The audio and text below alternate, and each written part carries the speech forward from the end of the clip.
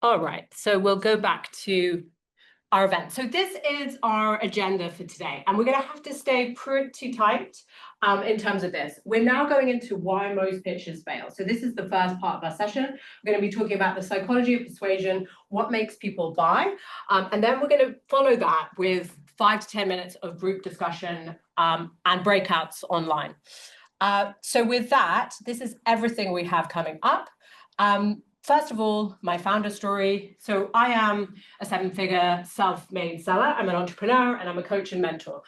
In terms of my career, and I wasn't a natural seller. I wasn't a natural pitcher. I had to learn in terms of my own pitches and really develop those. Today, I've done hundreds of pitches. I've made significant revenue with both small and larger companies. And I would say that sales has really been in terms of my founder journey, like sales has been the crucial turning point for me in terms of my prospects as well. So again, that's why I'm so passionate about helping more people to apply sales and selling techniques in their businesses and in their lives as well, right? So today what I'm going to do is help to condense years of training into just one session. So firstly, in terms of what founders really want from their pitch, like if I were to ask you, like, what would you like? Would you like more clarity and confidence, right? Would you like to feel that your messaging is clearer, that when you're making an ask, that it really resonates? Or even that there's like an aha kind of like light bulb moment, right? So if that is what you're looking for, perhaps it's about more precision in your pitch today, right? Maybe there's some dialogue coming up, and we're going to cover mindset in a moment as well, right? Perhaps you're feeling like you're not quite ready in terms of really, again, like creating that winning pitch. I wanted to share one resource with the group as well. This is from my podcast, an episode called Pitch Power, Nail the Elevator Pitch. I'll share that with everyone in the group later as well. But this is one episode that I did, which is specifically on pitching. But of course, in our workshop today, we're going to cover a lot more than that. So what is the outcome that you deserve? Well, the outcome that you deserve, if we are in a time right now where 54% of decks, right, pitch decks, are making these fundamental mistakes. So it's not just a few people who are finding it difficult to pitch. It's a lot of founders, it's a lot of businesses, and it's a lot of the industry who's finding it difficult to sell. So did you know that in terms of review time, on average, investors are spending just 2 minutes or less, right? So they're not really committed to the pitch at all. And why this is important is because the climate that we are in, there is the largest amount of SMEs in the UK in terms of we have millions and millions of businesses. So in a market like this, which is mature, which is developed, there is more competition in terms of pitches, in terms of making sales, and in terms of, again, the real opportunities that we have to directly make an impact, right? So this is why the first 2 minutes of the pitch is so crucial. So in terms of what we're going to do to get started, we're going to do a very quick role play with our live group, okay? So I need, can I have 2 volunteers for the role play?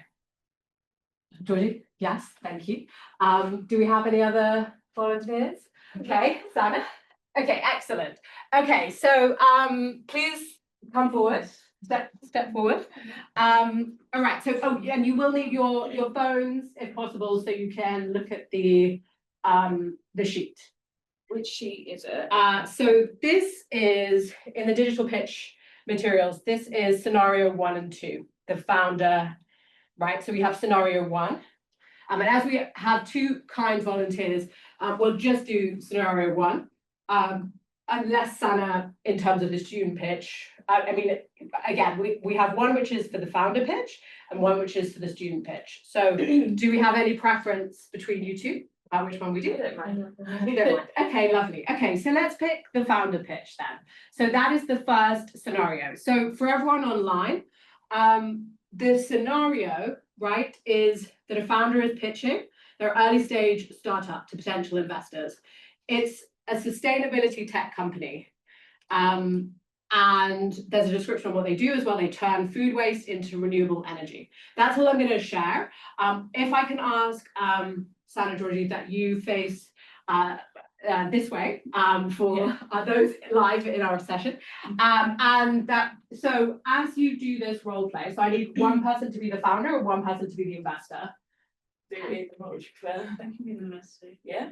Okay, great. So founder, investor. Okay, lovely. So what we're looking at here is, again, and there's no right or wrong, right? But this is just about the opening line of the pitch. So Georgie's going to share an opening line of the pitch, and then the investor is going to assess, right, and give maybe a little bit of feedback as though this was a real pitch scenario. Okay. Read the example one. Yes. So you're the founder, and you're deeply passionate about your innovation, and the investor. Start with that opening line. Exactly. That's it. Yeah. Yeah. And then you are exactly. So you're acting this slightly, and then what we're going to do is we're going to ask the room, our live audience, Andrew and co, what they found and what they felt or noted in the pitch. And again, this is just for just a mini exercise. So go for it when you feel ready. Hello. So I'm pitching to you today. So our system uses anaerobic digestion and AI-driven sensors to optimise methane yield efficiency across 37% of variable waste streams. So I'm really passionate about this startup that I've come to you about, and I'd like an investment. You're trying to follow but getting lost. You understand this might be smart technology, but you're not sure what the benefit is or why it matters. Okay. Yeah. So okay, for those in the room, so we're thinking here about the hook. Sana outlined how she was feeling about the pitch, hearing it. What did everyone in the room feel? Did you get a sense of the offering at all? Really. Can you remember any of it? Not really. Okay. I can't remember, and I said it. Right. Okay. So what we've highlighted here then is the importance of standing out and being memorable in our pitch, right? And the importance of also remembering that our investors and our audience, they're always going to have that dual sense of them as a person and them in business. Right, so we have these dual senses of we need to understand what's the experience for our pitch audience and as we're pitching. So this is the difference of how we start our pitch and how important that is. So thank you both. If you can, please take your seats again. That's great. Thank you so much. So what is the reason why so many startups are failing? And failing in their pitches as well, right? So some of the reasons are that there is a 42% no market need in terms of the product that the business is offering is not perceived, and this is the important thing. Perhaps it does solve the real problem, but the perception of the marketplace is that the product is not that effective. And again, in this market, that's key. Perhaps they ran out of funding, so cash flow issues. Again, the importance of getting investment is crucial for managing cash flow, for improving cash flow. Perhaps it was the wrong team. Right, so perhaps founders had conflicts, which is not pitch related. So what we're looking to do on this list is really to get an understanding of what can our pitch impact. So on the screen here, the pitch, no market need, is going to be pitch related. Outcompeted, lost to competitors during scaling, that's going to be pitch related a little bit, because we need to be positioning against our competition. And there needs to be this sense of how we differentiate, how we are better than other offerings in terms of our pitch. Poor marketing, promotion and go-to-market strategies. So though marketing is wider than just our pitch, right? Promotion and business promotion is part of the pitch. In terms of not listening to feedback and insights, that's not directly customer pitch related. And product mistiming, again, that is an interesting one in that, and for those who saw my reel on Airbnb yesterday, right, product mistiming, if you have the best pitch and the best offering where people see the potential, there may be nothing else like it. And so essentially people could create an excuse, which would be, well, it was mistimed, right? It was too early. The market didn't understand it. But actually, if the market didn't understand it, and see value in it, that is going to be about how the founders and those responsible for, pitching that business really got it across. So that's the difference, right, in terms of what we're looking at today and in terms of why pitches and startups are failing. So now I'm going to speak with you about the 10 common mindsets that can hinder sales and pitch success. And this is really going to set the foundation for what we're working on today, okay, in terms of identifying. So whether those in the room and online are founders, consultants, startups, or corporate leaders, again, it's about understanding these mindsets and understanding what of the pitch mindsets and founder mindsets, what can you resonate with? Where do you think you're at now?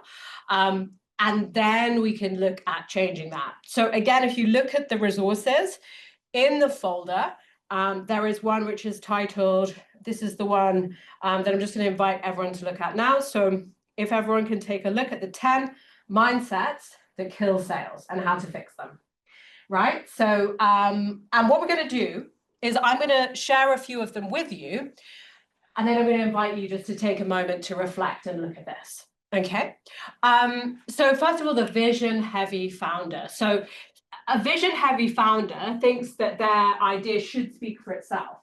So what that means is they believe that essentially they don't need to do as much work with their pitch or in terms of how they actually specifically speak about the business, because they're expecting and they see the value in their offer, right? Because they're so close to their offering, perhaps it's harder for them to really take a step back and work on their pitch, right? And that's because it's in the founder's nature to really pour their whole self in, and in some ways, even their identity, right? To kind of be very linked, like, Steve Jobs was with Apple, very, very linked with his own offering of product and brand. So if that's happening, it's about recognizing that even the best business ideas need potential and need to be translated for investors and the buying public and customers, right? So the fix for this would be to think about how to tell the story. So really framing your idea around the problem it's solving and the transformation, then mastering the communication of the pitch, and then really testing and refining with different audiences and settings so that you get the sense of how you can sharpen and develop that message as well over time. So again, a pitch isn't just a static, we work on it, it's set, it's done. We need to revisit it as well, be willing to do that. So it's important that we sell with intention, right? And that we have an intention to improve every aspect in terms of our business and how we sell. Perhaps we are in terms of the startup raising capital. So these founders generally are thinking investors only care about the numbers.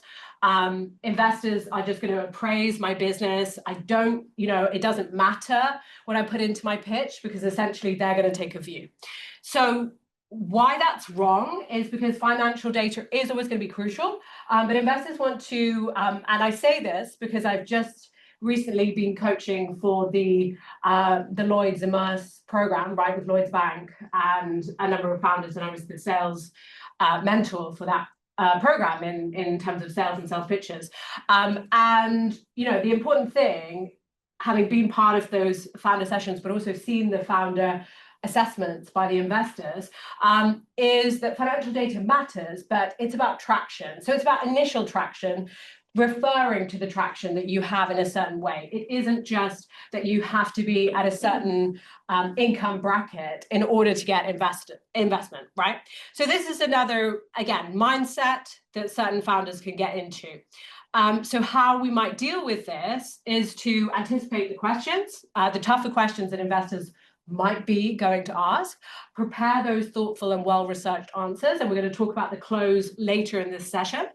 And then it's also important that we think about how to refer to the traction, however small and initial we've had, and really, again, crafting that compelling narrative. So the other examples I can give, so there's the dreamer turned doer, who's not quite ready. right? They're not quite ready to give their pitch and stand in front of other people.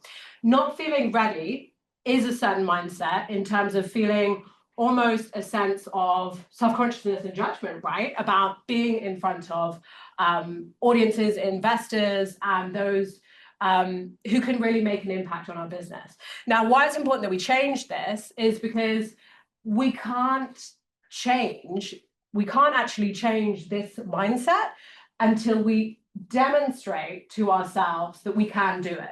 So it's that essentially it's a cognitive bias, right? Where in our minds we might believe, no, I'm not quite ready. I'll start, when I feel definitely ready to do this. But unfortunately, if we don't start giving pitches and putting ourselves in scenarios where we speak, and even this is in terms of networking as well, our introductions, how we refer to ourselves. If we don't start putting ourselves in more of those situations, again, it's really hard for us to develop and grow and improve. So the fix is to start before we feel ready. Simplify our story, make sure that we tell it in a way that we're comfortable with, right? In terms of our idea, the origin of that, etc. And then we're looking to really build momentum. I create more opportunities so again, as an outcome from today, if you are a little bit, and again, we don't have to be exactly like these 10 mindsets, but even if there's a small element of them that we know in the back of our mind might be relevant to us, from today, again, this is about how we help you to have more in place so you can go out there and change that. So now I'm going to share with you some of the technique pitch mistakes.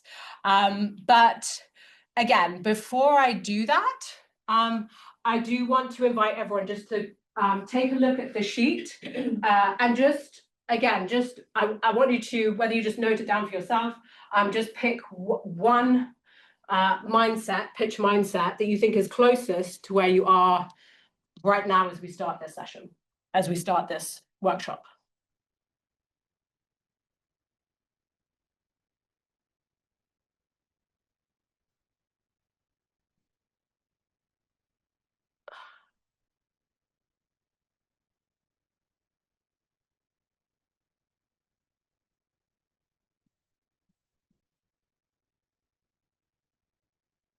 And if it's none of them, I would love you to share that with us as well. So it's absolutely fine if none of them seem to apply to you.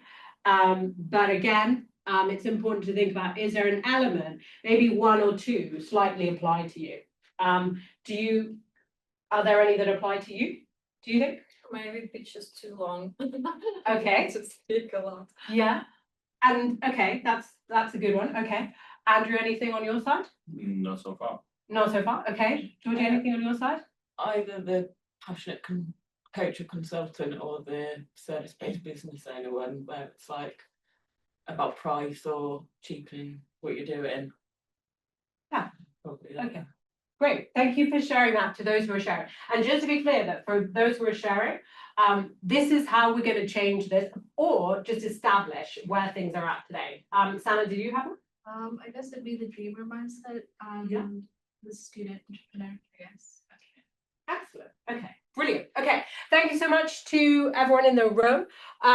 Harriet, do we have any, if you're online in the chat, I'm just going to invite you to unmic. You can unmic and just share with us if you had one. Please go ahead and unmic if you wanted to share with the group.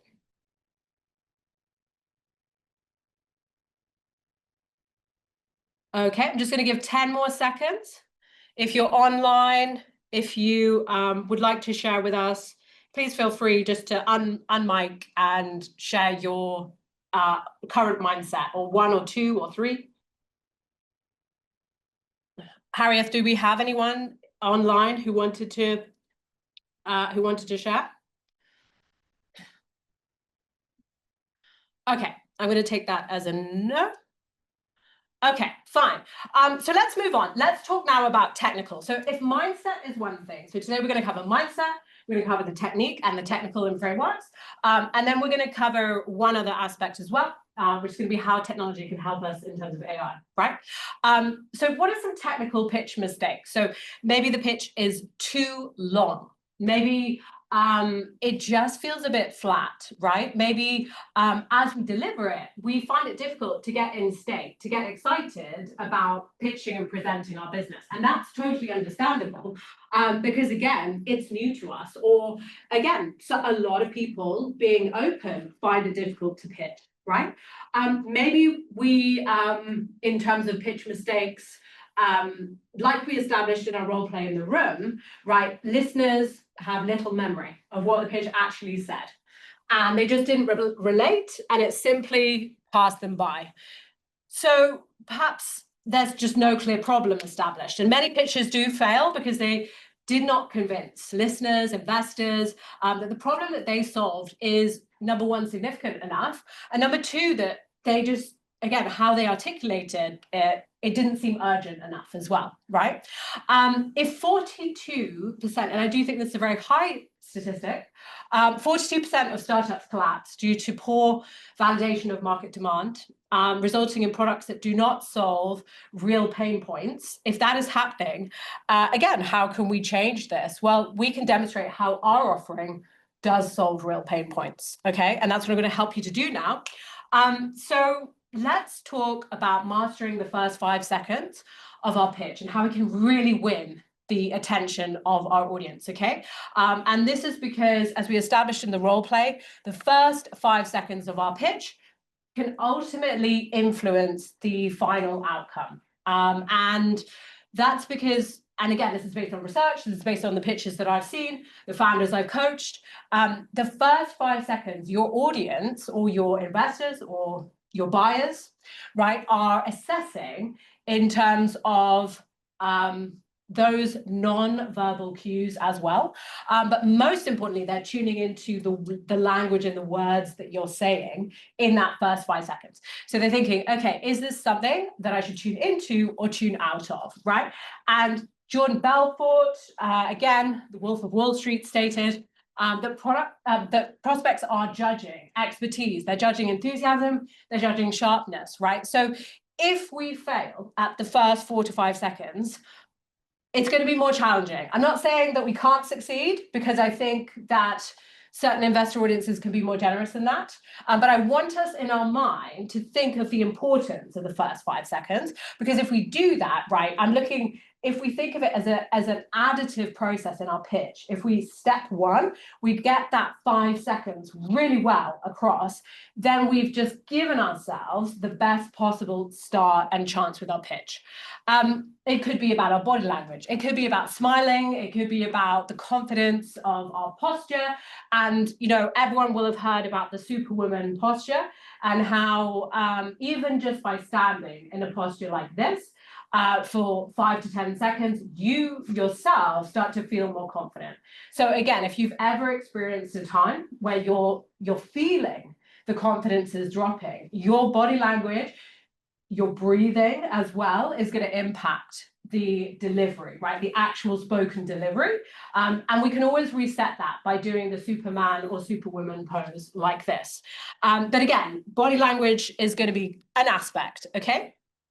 So the 5-second challenge and how we can start winning with our pitches is, so I'm going to teach you my framework, which is impact. In the impact framework for pitching, which I coach with, the introduction is about crafting your opening and your introduction so that it really is clear and definitely hooks your audience, right? It's about adding in some compelling proof points. Maybe it's who you've worked with. Maybe it's who knows about your company. Maybe it's, again, proof points can be anything. It can be how many customers you've worked with, how many happy customers you have, how many testimonials, how many ultimately though, and coming back to the point about market and market opportunity, often it's about demonstrating the market potential for your offering and the numbers, right? In terms of how big is this market in revenue sizing, right? That could be a proof point.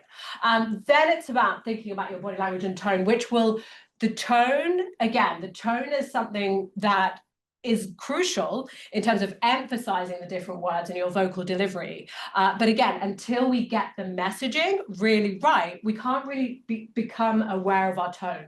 It's a little bit like, to give you an analogy, when you started driving, right, and learning to drive, for those that drive in the room and online, did anyone find it difficult to listen to the radio when they were like driving?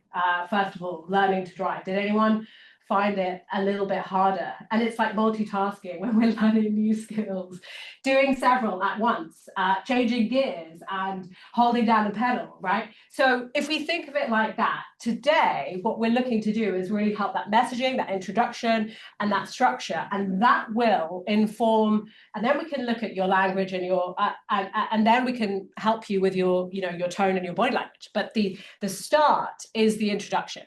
And also I want to help you to engage with strategic questions on your pitch. Again, it's important to remember that when you think of this, you can address objections to your pitch in the first 5 seconds in a powerful way by sharing something that your investors or your audience, for example, may already be skeptical about.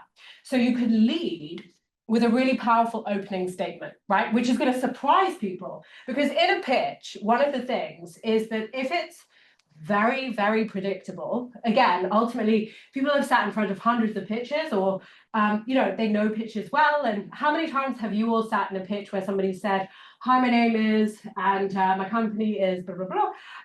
And today I'm going to, you know, I'm going to pitch with you on my company. Again, they've already used up their introduction with nothing very value add. But if I were to say, and again, this would be speaking to objections.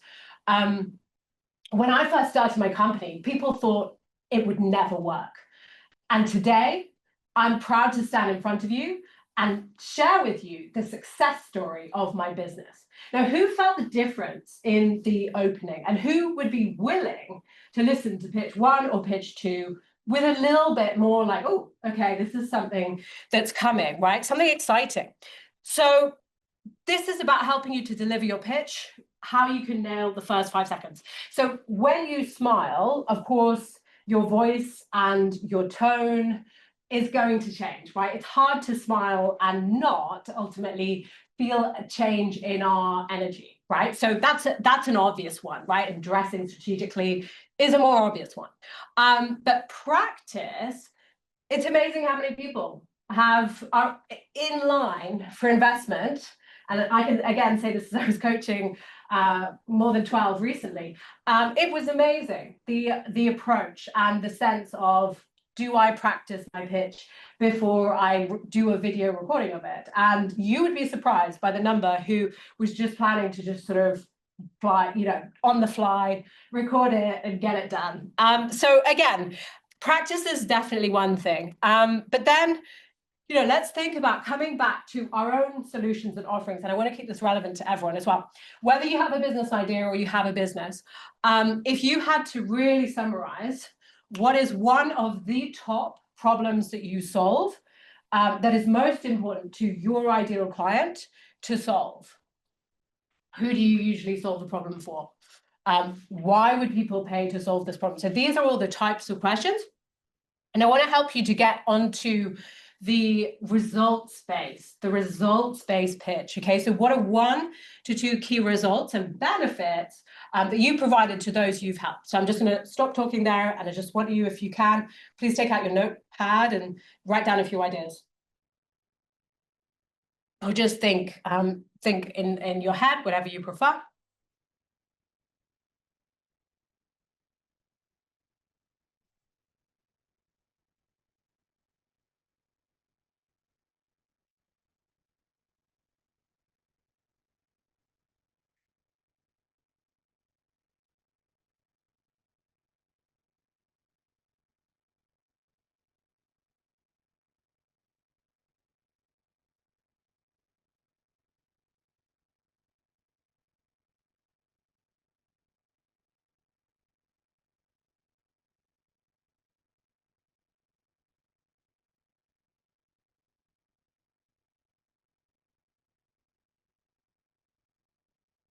Okay.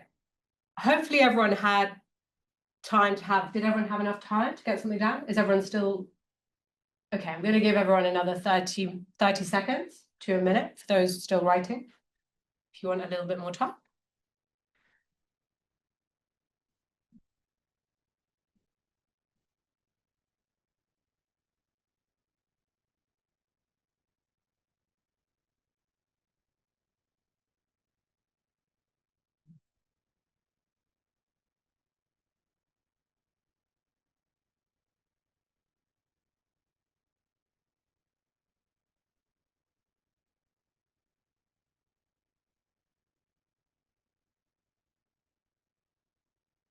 Okay, right. So let's keep moving. Let's think now. So now I want to invite everyone in a slightly different exercise, which again is just very, very quick. Imagine that your aim was to schedule a call to discuss your offering with someone. What would be one key ideal opening statement that you would be looking for in terms of potentially pitching to secure that meeting, right? So if you were scheduling a call, you were on a call with someone, and this is again just to give everyone more realistic scenarios, right? You have someone on the phone. What is one thing, if what you want to do and your objective is to book a call to discuss your offering in more detail, what is one thing that you might want to say to them in order to secure that meeting? Like, again, what would be something relevant to your offering, your business, that you think could be likely based on what we've just been learning as a hook, right? Is there anything, any area, any aspect of what you do? And Sana, you're looking slightly, so feel free to ask if you, and anyone, if you have a question or if it's not quite clear or if you're trying to think how to apply it.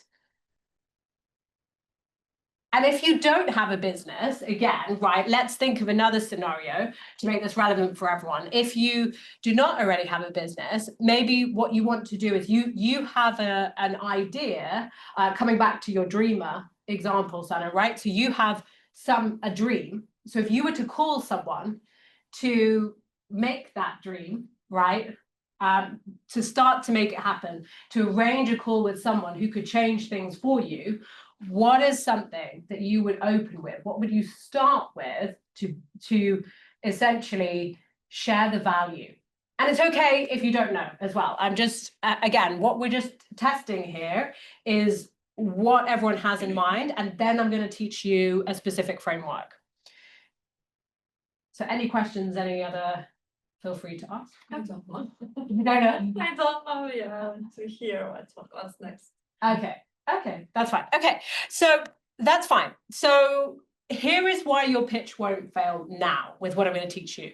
It's because I'm going to teach you to do it in a framework which is hook, value, proof, ask, and then so it's a 4-point structure, right? So the hook is, why should they care, right? Why should whoever we're speaking with, why should they ultimately, what is one thing we can tell them to make what we offer more important to them and more relevant and more personalized to them? And typically when I'm working with companies, it will be about thinking about their ideal client and the types of ideal client they speak with, and how to refer to a specific, like I said, result or benefit specific to the person we're speaking with. So again, we've got to think about why might our audience care? We've got to think about what problem we solve, either emotionally or practically, as the value. So it's got to be hook, value, proof point.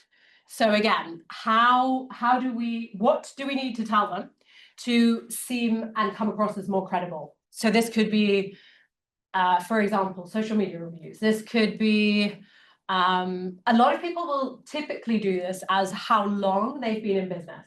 Now, actually, that is a little bit of a false proof point, because I might have been in business for 100 years But if I haven't had a successful business, the length of my business isn't necessarily a good one. So what I'm asking on the proof point is, what's the top, something indisputable, something that maybe they can refer to online if they need to as proof points, right? And so typically this might be, to give you some examples, awards you've won, your business has won, or you, or it might be, you know, the most well-known customer you've helped, or and that could be like a social media influencer. It could be literally anyone who is a public figure, or it could be, for example, the fact that you've done some market research, and of all the customers you've helped, you know, you have a 95% satisfaction rating, and you know, you're one of the leaders in your industry. That would sound, even though the prospect live and in the moment can't verify that, that would still be a good proof point. It would still build your authority in their mind. Oh, that's great. Okay. Then it's important in terms of your ask as well. So what action do we want our audience, our listener, our buyer, however we want to refer to them? What is it that we want them to do? So we've always got to have our ask. And our ask is, what's the next step we need to happen in order to have success? So typically, in terms of the ask, and I just want to share this as well, sometimes people are going too far along in the ask. So for example, they want their 7-figure investment, and that's what they see as their ask. The ask isn't necessarily that. It might be the next step to get the full 7-figure investment. And being realistic in terms of today and the market, again, it might be a multi-step review process. So we need to be clear about how we can essentially get interest and get buy-in, get some form of commitment from those we're speaking with. But we're not necessarily asking for the whole 7-figure investment then and there. Then in terms of the structure and how we refine this, so we're going to look later at how we can use AI, also feedback from those we do pitch to, in order to refine this. So, okay, so it's hook, value, proof, and ask. So next, there is a resource in your drive for Pitch Mastery, the digital resources. And this is called the Pitch and Objection Kit. And if you look at this resource, it is page 4 steps for better pitch openings. So I've given you a resource, which you can always keep to hand, which is have a hook, a story, could be your founder story about a customer you helped, shocking statistic, analogy question, or, oh, hello, Yeah. Sorry, everything okay in the room? You are fine with the room, all good? Yes, I think we are. Yes, thank you. Perfect. Like this, I want to make sure everything is fine. Yes. Yeah. You are here till 6 o'clock? Yes, that's Alright. right. So no fire alarm. So in case of a fire, you need to use the main door to Okay. go out. Yeah, in front of the water. Yes, Great. will do. Thank you so much. Thank you. Thank you. Thanks. Great. That was a good hook in case of a fire alarm. So in terms of, so that's our resource, right? So we've got this now. You can refer to this in terms of transitions as well. We're thinking bridging the gap with our hook, right? So we need to start with that, and we're looking to really achieve a good introduction. Okay, so this is your resource. And next, what we're going to do with that is on a piece of paper, if you can just consider in terms of how you develop your pitch today, and it doesn't matter if you don't have a hook right now, but what is one key area that you're committed to developing, right? So what is the one area, the hook, the value, the proof, the ask? If you are already pitching, you might know this. If you're not pitching, based on what we've learned so far and based on what I've shared with you, what will you be committed to working on and refining so that you create a different pitch outcome? And for everyone online, what I'm gonna do, so we are slightly behind time. So for everyone online, we will have a breakout session for you soon. but I'm not going to do one on this exercise. So we will have one coming up though in a moment. So yes, so please just take a moment, think about your hook, the value, the proof, and the ask of your pitch. And what do you think would be one key area that you could start developing? Just coming back to that example of a step-by-step development, right? And now I am going to invite you to, on a piece of paper, right? Or if you prefer, now this is depending on how you learn things, right? So I'd like you to have a think, because again, we're trying to make sure that this workshop is really actionable and that you apply this. Now, if you're more comfortable with writing and you want to just spend some time on the messaging, then please do refer to the resource and just think about your one aspect of your pitch. The ideal, and what we're looking to get you to today, is if you can record a 90-second video on your phone, right? And then what we're going to do is in the hot seat coaching, because we do have some time for hot seat coaching as well, I'm going to give people feedback on their pitches. So the next two exercises are going to be quite practical in that we need everyone to, in terms of this, come up with, even if it's just a very, very basic like starting point, but using that framework of hook, right? Hook, value, proof, and ask. So I want to get everyone prepared for doing their short video a bit later. But are there any questions online in terms of this framework? Is everyone clear in terms of this framework and where perhaps they feel most uncertain in terms of applying the framework? Please ask any questions online.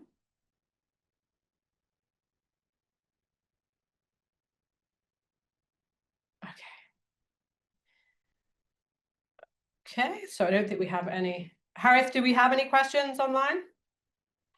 No, I don't see any questions here. We're Okay. good. Okay, that's fine. Okay, great. So, all right. So with that in mind, let's consider. So again, what we've done now is we've chosen our archetype in terms of pitch mindsets that fail. Now we're going to move on to mastering the art of the perfect pitch. And this is actually one of the key sessions as part of this workshop. So by the time we complete this is really going to equip everyone with the right skills. Well, not the right skills, but essentially with some skills and sense of the technique that will really change and alter their pitch, right? So I'm going to teach. So who here has heard of the elevator pitch formula? Has anyone heard of the elevator pitch? No? Okay, so the elevator pitch is essentially our 60 to 90-second pitch. And the term actually came about because back in the 50s and 60s, right, it used to be the case that there would be cold callers going up and down in the elevators of big buildings in America. And essentially, people would get in a lift. They literally had until the decision maker got to their floor to pitch and engage with that decision maker. So it was a way for them to interact. So this is the elevator pitch, right? Today, of course, in like investment shows like Shark Tank and others, the elevator pitch has become one of the key pitch formats in terms of high level pitch because attention has got a lot shorter today. So, today we live in an age where people are, potentially, just spending a few seconds watching a reel, where attention is getting shorter and shorter. The elevator pitch formula is going to be a really useful way to just summarize and condense down your pitch, right? So number one would be, who are you? Okay, so what... in terms of your introduction. So, and again, if this were a call or if this were a cold call, this is where we're going to apply the pitch formula, the elevator pitch formula. In an investor pitch scenario, we might not need to start with our name, right? But in a cold call, we definitely would need to say something like, hi, is that Sally? This is, this is Camilla Hazler and I'm calling from, We would generally need to start with a company name of some sort, right? And that's really to give some kind of professional context to the call. For those of you who've ever done cold calls, and in my sales career, actually, cold calling was kind of the start of my sales career, right? And in order to, it was essentially about buying more time by what you said. So in a cold call, the importance of speaking rapidly, getting your introduction in and across to that other person. Today, one of the mistakes I hear a lot, and I think it results in a lot of like hang-ups and sort of like rejection on the part of outgoing sales callers, is that people are very slow to actually connect with who they're calling. So I'll give you an example. Sometimes I'm like, hello, and they'll be like, and I won't hear anything. I'm still waiting for like 10 seconds. I'm like, hello, hello.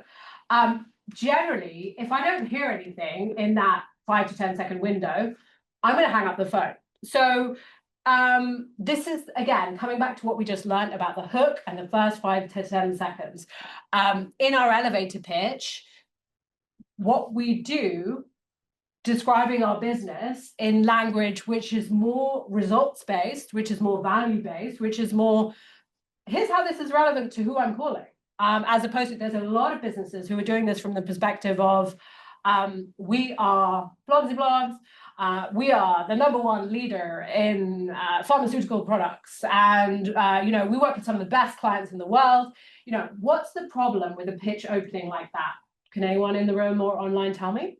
What would be the problem of me saying Fake. Fake? Yeah. Any other ideas? No? Well, it's all about my company, my business, right? It's too focused on the opposite, right? If we want to make this focus for our buyer and the audience, we've got to think about what we do in a way that's relevant to them. Because if we if we establish the relevance to them of what we do and what problem we solve, that's going to make them like more enthused to speak with us, right? So again, we want to be clear, coming back to what we learned earlier about what are the specific challenges and pain points that we address. What do we do best? What is the #1 pain point that we address the best, right? Because that might help us in that short 60 to 90 seconds to get some form of connection.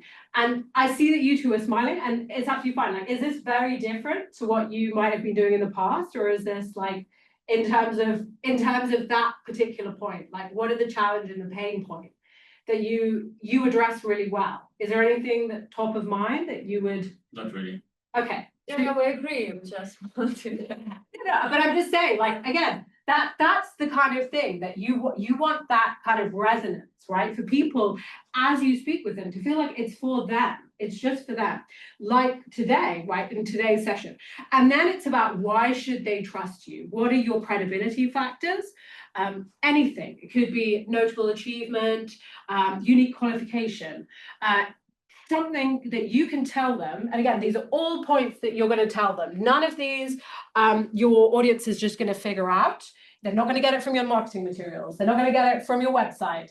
I know we live in an age today where, again, everybody feels like, I've got my website, I've got my ads out there. People know what I do. People know me. Again, we've got to step back to that sense where, if we look at some of the most successful people in business today, they still introduce themselves. Right, so it's still this sense of, like, whether it's Grant Cardone or whoever you look up to in the business world, Lord Sugar, I don't know, it could be anyone, right? But they will still introduce themselves. They will still be pitching. So it's this sense of, even no matter how successful we get, we still essentially want more. Right? We want more impact and more success from our pitch and from how we speak about our business. And now I'm going to teach you the science of yes in sales, okay? So what we're looking to do is to tap on specific factors. And again, this is based on my specific selling technique and experience. But what we can apply to get even more specific agreement in the moment as we pitch. Okay, we're thinking about, again, I mentioned earlier, what are the non-verbal cues? So if we're in a pitch scenario, we want to be, again, even if we don't inwardly feel confident, we want to think, how's my body language now? How is my Am I making eye contact with people? Those are the types of non-verbal cues. The second would be status management. Okay, so when you will have heard this as act as if, right? So fake it till you make it, act as if. And there is something in that, because essentially, whether I'm making a pitch to sell a deal, the confidence that I have in my offering and myself and my business is the state. It's the energy, it's what I say. And if we can really, really essentially get better at feeling and being more positive as we speak about our business and our offering, that will psychologically change things for us, which will ultimately, like a mirror, essentially transfer to our buyers. And you might have heard of sales is the transference of belief. So again, this is important, our status. So ideally, what I'm sharing here is that no matter what's been happening in our personal life, etc., it's that sense of in our pitch as we go into some of these important meetings and opportunities, that we're able to sort of essentially activate this positivity around what we're about to do, how we speak about our business, and that will have an impact. Then number 3, it's thinking about the curiosity, the relevance of your hook and attention. Again, curiosity is powerful as well. You can essentially share something they didn't know. If you tell people things that they did not know, again, immediately in their mind, you take on a different position, right? Because they're literally interested. They're like, oh, I didn't know that, So again, it's about creating curiosity, and you can do that by sharing your unique kind of expertise. But you want to hook that attention early on, like we said, and then questions. So there's a very famous training in sales, which is Sandler. And there is a 70-30 rule of this, which is ideally that we want to do those check-ins and questions as part of our pitch, even if they're rhetorical. So who here has been in a pitch where someone has delivered that pitch and they've given more of a rhetorical style question? And does everyone know online and in the room when I say rhetorical questions? So it's a question that I ask, which I don't necessarily want an answer to. So I've applied it several times today, where I've said, who here would like to have more success in their pitches? So again, it's essentially a question that based on who I'm speaking with, I already know is likely to be a yes. And if we know our ideal buyer or our ideal prospect who we're meeting with that day, and we do our research, we can think of, again, rhetorical questions as we speak about our business. But we do also want to be sensitive to the fact that in a pitch, and this is something that is a pitch mistake, where they're speaking too much, and their prospect is barely saying 2 words. A pitch isn't necessarily just like a formal, again, if it's a bigger audience and pitch, that's quite a different style of pitch to, I'm in a meeting, now I'm going to speak about business and why it's really valuable. Again, that's more of a 2-way dialogue. So that's the science of yes. So to recap, because I want to make sure that everyone really gets this and really takes this in terms of the impact framework, this is the structure that I coach on and that I have across all my experience come up with to help founders and business owners pitch. The first part is the I, which is introduction, the introduction and the relevance. And the M is the next part. But we've just been covering, and this is just one aspect of the framework, which is your opening. You need that relatable or curiosity driving statement to make it more personal and specific, right? So it might be, we help busy managers save 10+ hours with our AI-powered scheduling system, which actually understands your personal priorities. Like if I were to say something like that, I've already given them an indication of why they might be curious. I'm going to tell them something which is going to help them to save 10 hours, right? The next part is the mission and market, and that's going to be our statistics. That's going to be why we do what we do, what our why, and maybe our founder story. our mission, right? And then it's going to be the market. What's the market opportunity? Coming back to what I said. So how much revenue potential is there? How many potential customers? How many people suffer from the problem that we help to solve, or the result that we can bring? Next, it's about the, right, so this is I, this is M, and then P, so the problem, product, and proof. Can you articulate the problem that your prospect is facing using clear language so they really get why it's relevant to them? Do you have a proof point you can tell them, maybe testimonials, a case study, etc.? And then as we go on, but really, I just want to focus on these I, M, and P, because this is really what part I'm working with you on right now. So we've done quite a lot on the impact and the relevance. We've thought about the mission in terms of mindset and the 10 mindsets. And now I want to remind everyone as well that coming back to results-driven, so results-driven pitches are not about talking about features, they're talking about benefits for your buyers today, in 6 months, in a year. That's the difference. Can you sell with results and benefits at the front of what you do? Because there's so many pitches and offerings where they're highlighting, you know, something very, very technical, which again, someone in that outside of that industry may not know.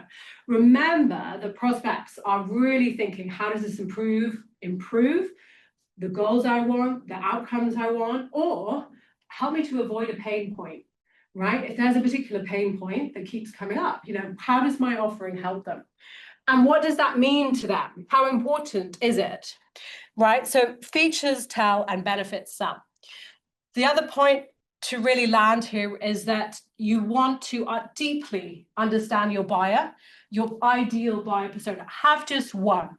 Identify the background. Don't have, okay, there's a lot of companies that have about 5 buyer personas, and they're trying to sell simultaneously to 5 different buyer personas. But really, until you dominate to one type of persona and one group of people, I wouldn't recommend necessarily that you simultaneously market to all 5, because how can you be relevant to all groups at the same time? It's very challenging, right, in terms of your messaging. So again, you want to pick the most relevant group, the most relevant ideal buyer. I've given you an example here, a leader in IT infrastructure at a healthcare company. That's a very B2B one. It may be, you know, for example, I help entrepreneurs who are in the space of healing and etc. So again, depending what types of ideas and businesses everybody has. But again, we want to be really clear about recognizing the challenges and identifying the background of that ideal persona. So to recap and in summary on this section, we want to know our audience. If we're pitching, we definitely want to know a little bit more about our investor audience. We can research them online. If we're speaking in a group, we want to, again, we want to know a bit more about our audience before we speak and to tailor our pitch accordingly, right? Let's identify who is our audience's, so who is that audience? So again, in recap, it's to identify your number one ideal client based on the top problem that you can solve for them best. So just one problem. It's thinking rather than benefits and results rather than features. And then it's thinking the psychology of them buying from you, understanding what are the emotional triggers that might really motivate. Because when people buy or when people sign up for things, it's driven typically by emotion and then justified with logic. So there is a psychology to buying, and it is an emotional decision to some extent. So now I'm going to touch on, and we are going to have a break in about 3 minutes time.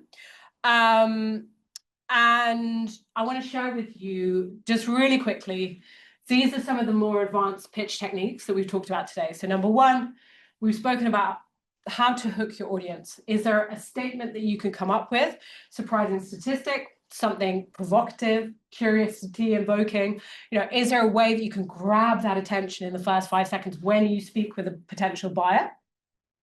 How can you position yourself as an authority in their mind? How can you introduce yourself with even more confidence, more credibility? Is there something relevant related to your specific experience, your credentials? Is there a result you've achieved, which will, again, help? And how can you build that trust even faster by doing that? Thirdly, articulating the problem that you can solve. How can you be even clearer in how you define that? How can you share that in an even more succinct way? And this really taps into the hook, right? The short opening statement. And we're looking to come up with, just like in our elevator pitch that we talked about as well, it's about being more succinct. Because ultimately, if you have an amount of time to speak with someone, you can then decide, right? You can build it out as long as you've got the core. So that's what I'm trying to help us all to really take on and implement in terms of our pitches, which is small, succinct, pitches can really help to get us much further. It's not that we need our, 20-page pitch in order to do this. Then, of course, as we talked about as well, practice is very important here.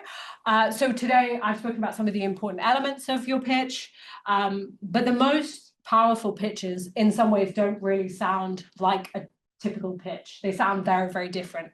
And that's because there's a layer of authenticity. There's typically a layer of, the investment of that founder, that business, in what they do, how important it is to them, and how driven they are, right? There are all these kind of emotional hooks that come out of them.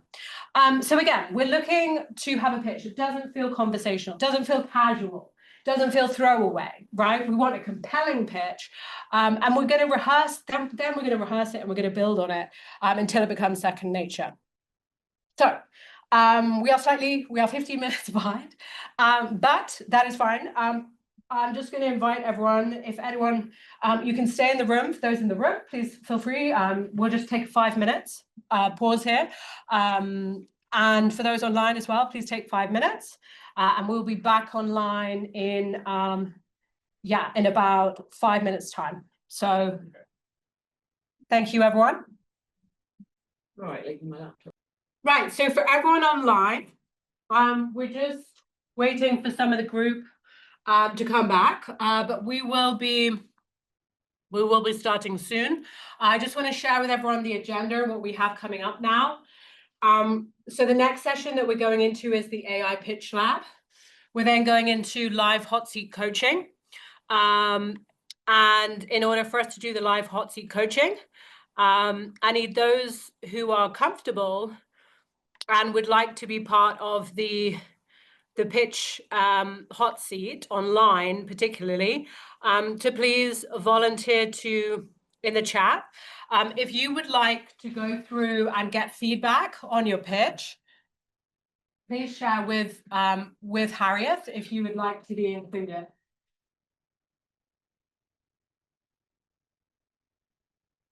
Yeah, of course. Yeah, we're just going to get started with that one. Let's do that. So, Sarah, do you have a pitch that you wanted to work on or no? Yeah. Okay, great. Would you like to do a hot seat? So for those in the room, we'll do hot seats live on seats. And for those dialing in, we're having a virtual hot seat. So I just want to gauge from everyone online as well. Please do pop in the chat. What's one thing in terms of your pitch that you'll be changing as a result of what we've already learned, okay? Because what we have coming up now is AI Pitch Lab. Then we have a hot seat coaching, and then we'll be going into the confidence close as well. All right. So we're going to, I think we're going to have to get started because we are running slightly behind. So for everyone online, please come back to your laptop, your computer, and we will start in just about 30 seconds. So about 30 seconds of break still left. So how does the hot seat work? So the hot seat, literally we'll do either standing or sitting pitches. I'll listen, give feedback, and then if there's time, we'll then do the pitch one more time so you can apply the feedback. So it's a pretty rapid hot seat. It will be, and don't worry about the name as well, everyone. But yeah, in terms of this, the aim is something quick, so you'll have 3 to 5 minutes to do your pitch. Doesn't matter if it's just part of your pitch. But as I say, if you're online and you want to volunteer for that, do please let Harriet know in the chat. Just put me or your name, so Harriet knows you'd like to be part of that. Right, so the next part of our session is the AI Pitch Lab. And I've called this session From Draft to Delivery, because really, if we can master the messaging that really makes our buyers chase us, okay? And this is about how we apply technology and specifically free or low-cost AI. So for those of you not familiar with my coaching and my work, ever since the rise of AI and ChatGPT, like I've specifically focused on learning every aspect of how to apply AI for business. And so what I've provided everyone with in the online drive for the digital materials is 10 sales prompts that you can use, customized to your needs and your business, based on my experience with AI, that I believe will really help you to refine and develop your pitch. Because in my experience, some people struggle to get started. And again, AI is our starting point. It is important that we refine that messaging, that we don't just take, one output and kind of expect that one AI output is gonna, really understand every aspect of our business. So we need to be ready to work with it and refine it. And just to get a sense of who's already working with AI, do we have, for those in the room, Georgie, Sana, do you already work with AI? Yeah. Yeah. I have to edit it a lot because I don't really like its tone, but Yeah. Okay, great. But great to hear. So what are some of the challenges around applying AI? Perhaps we worry that it's not personal, it's not going to create good copy or messaging. Perhaps we have fears on an inaccurate output, right? Perhaps we fear that others will notice the AI generic language and might tune out because of that. And I do think there's a really real risk to that today, which is where we add in, there are certain words like skyrocket. AI loves certain generic words and phrases. And I think we're all getting a bit better at spotting. Who here has, for example, seen loads of emojis with an AI output and just instantly know, right, that's from AI. I'm not sure I'm going to rate that as highly as I get the information, right? So they use a lot of dash. Yeah, and dashes and so exactly. So there are these subtle things now that I think people are getting really a bit more tuned into and a bit more wise about. So this is about how you can automate your pitch process and make money with AI. So ultimately, I'm not saying you directly are making money with AI, but I'm saying that AI can help us to make more money because if we get the better understanding, in particular, of our personas and our buyers, and this is around our mindset on tech. Again, maybe we have an existing process with AI and tech platforms like ChatGPT, but maybe in terms of the prompt process, we feel a little bit that we don't necessarily get the best output, or maybe we're just not aware that we're actually getting an average kind of generic output from AI. So in the AI Pitch Lab and in this section, if you refer to your workbook, again, this is specifically why your pitch might not be landing, right? That we established earlier. So it could be the clarity of your pitch. It could be what prospects are actually hearing versus what we believe we're telling them. It could be buyers are just overwhelmed with too many options in general. And so it's very, very challenging to really get through to them. The solution is that in our AI Pitch Lab, we're going to try out some of the prompts that I've shared with you. For those, Andrew, and for those who've just joined, I've just shared that in the drive, we have a resource which is 10 AI prompts that you can use to reform your pitch, right? So the next section, we're going to have a bit of a lab with AI, and what we're going to do is we're going to use, whether it's ChatGPT, whether it's Claude, whether it's Gemini, and we're going to input some aspect of our business and look to develop or get some ideas as starting points as well for our pitch.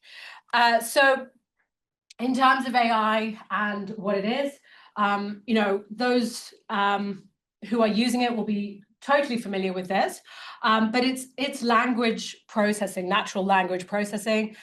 What started out as just text generation is now code, image, and audio in terms of output. So it's about how we can be creative with what we have. So again, in terms of the prompts and the text style, we have the ability with AI. So we have the ability with AI to really shape the tone and the style of the output. And for those live in the room, so this is Mike Sim, our photographer. He's just joined. So we'll just carry on. But yeah, so what is it in terms of the AI pitch lab that we're going to look at? We're going to look at the prompt, the style of prompt that we use, ChatGPT, and then how we leverage, whether it's Claude, whichever, Gemini, and get to our output. So another really great thing about a lot of the largest language learning models now is that they have the mobile app versions, right? So who here is already speaking to ChatGPT via the app on their mobiles? Is anyone? Sarah? Yeah. I used the app, I didn't realise it would listen. Yeah. So Unfortunately, no. Okay, so let's be clear. So this is where, so this is not like with the likes of Alexa, right? Where we've got, you know, listening happening between our conversations via, this is where we specifically will activate our app on our phone, speak to it, and then it will speak back to us. So what I'm specifically talking about here is the opportunity for us to, if again, depending on our style of how we learn, how we iterate, how we're creative, right? But this could work really well for us where we want to have a more of a conversation with AI in general, right? Maybe sometimes it gets a bit stilted. We're relying on text and we're feeling like the text is very, again, it's just not inspiring us really to do that. So what are the ways that we can leverage AI? Well, we can really consult with ChatGPT and Gemini, and we can really look at how we can, as I shared, it's not just about direct revenue, it's about product ideas, it's about creating more messaging on things and areas of what we sell. So again, whether we're using this for buyer research or sales questions, or scripts, or caption ideas, or lead lists. Again, there might be different ways that we're currently using or not using these platforms, right? But my question to you in this AI Pitch Lab is, can we be experimental?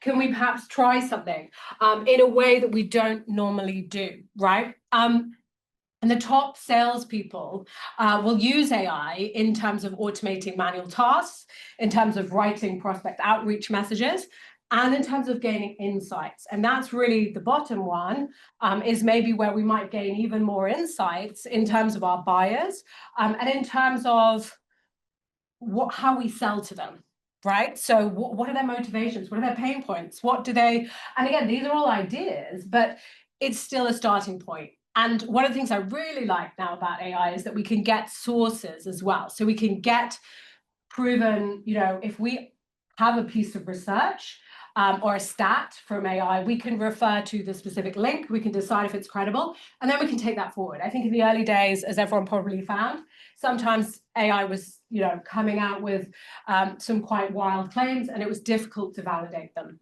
Today, that's not the case. So the 3 essential prompts that I'm going to share with you as a starting point here for this AI Pitch Lab session is number one, and choose at least one of these if possible, that you want to try now, right? So number one would be the clarity check. So act as an audience member. Who, act as an audience member or a new client or an investor hearing my pitch for the first time. Rewrite my opening line so that it makes more sense, it sparks curiosity, and so that it shows the problem that I solve in just one sentence. Then explain what, if anything, was unclear, confusing, or unconvincing in my original version. Or there's the objection flipper, okay? So list the 3 common objections I may face during this pitch, and reframe each as an opportunity to strengthen belief in my solution. Now, this is a really good one, I think, because, again, with preparation, there's only so many types of objections that we can encounter. And why it's really important is because if we anticipate the objections, we have good responses, we will be able to address them really very effectively, right? So again, this is giving us a sense of kind of warning and preparation. Then ask with confidence. If we ask with confidence, let's rewrite my closing ask so it sounds clear, confident, and natural, not desperate or pushy. Okay, include 3 versions, one for clients, one for investors, and one for partners. So we haven't talked about the close yet, so I'm probably going to invite everyone to, if possible, choose either 1 or 2 in terms of objections, right? So you can take a screenshot, you can directly upload this to whichever is your favorite platform, right? Whether it's ChatGPT, whether it's Gemini or Claude. And then, yeah, if you can just get to, what we're looking to do is to get to 1 to 2 outputs in this session. So the first part of this AI pitch lab is going to be if you can just take 1 or 2 from this screen. And then after that, we're going to do another one of the prompts that I've given you in the prompt pack. If anyone has any questions online or in the room, please let me know. If not, we'll carry on and I'll just let you do that. Okay.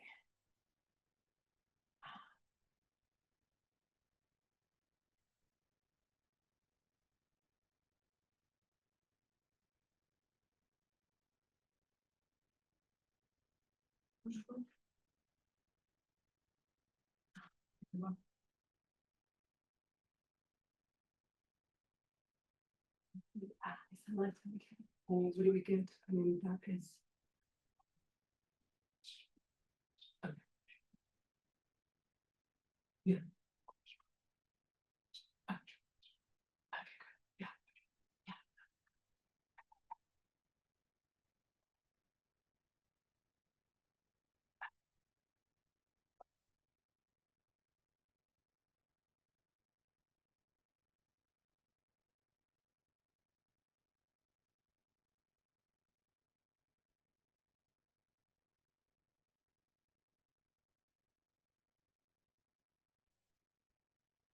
Okay, so who here has now got some form of output from AI for 1 or 2?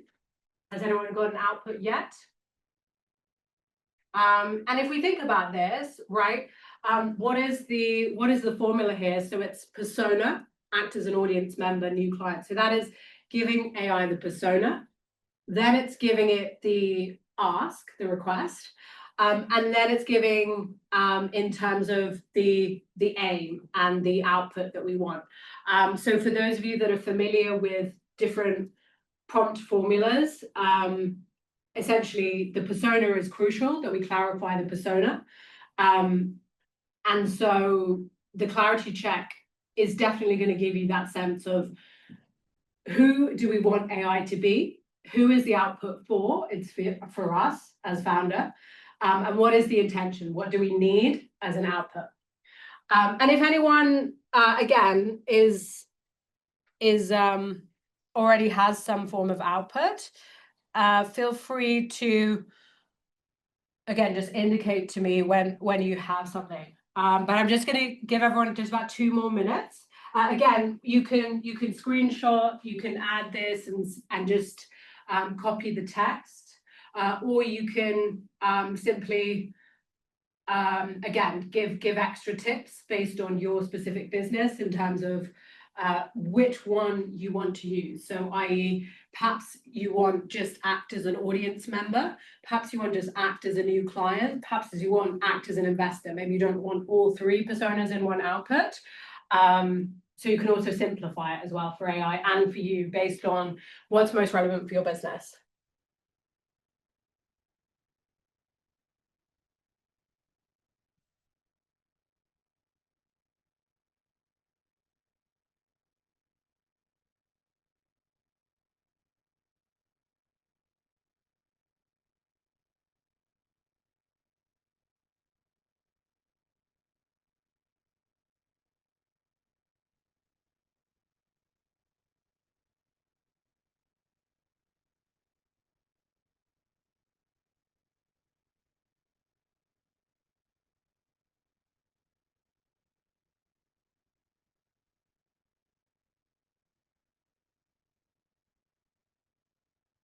Okay, so we're just going to be wrapping up now in terms of this, because we're going to, as I said, within this pitch lab, we're going to cover another key prompt and exactly the same type of exercise, which will just be about taking the prompt output that I give and just making it specific to your business, so personalizing it and then inputting it to AI.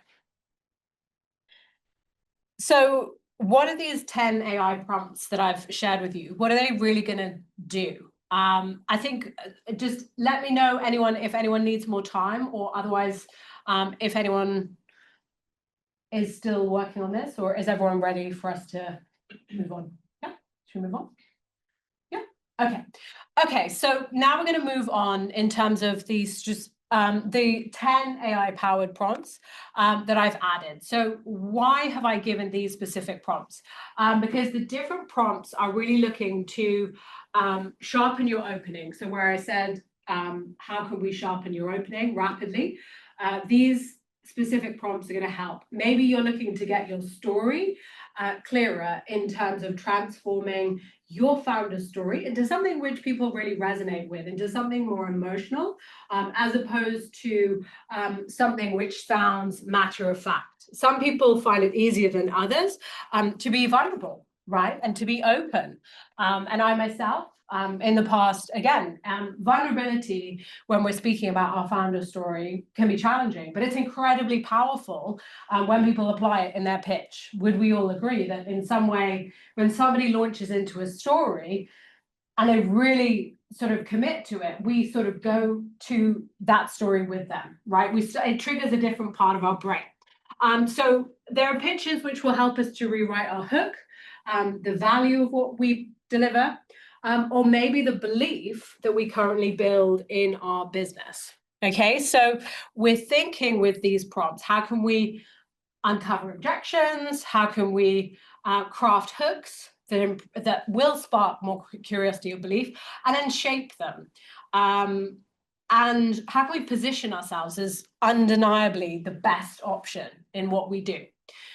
So again, I wanted this session to be practical. So if you can, I know the barcode is not working, but if we can take a look at the prompts in the folder and just consider, even if you just shortlist which prompt you might most like to work with, right? So we've got, if we carry on, we've got the vision translator, translate my big vision into a practical, relatable story that helps clients or investors. The ask, rewrite my closing, list 3 common objections, rewrite the first 10 seconds of my pitch. So, and again, where AI can be very effective is where we have a authentic draft in our messaging, in our tone.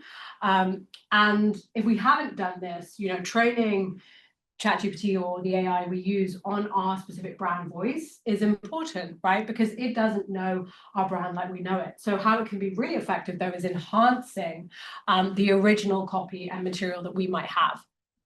So again, it's thinking, do we need to use the search function in ChatGPT to search for us, to pull some examples that we can then review in terms of, for example, who is doing a hook really well?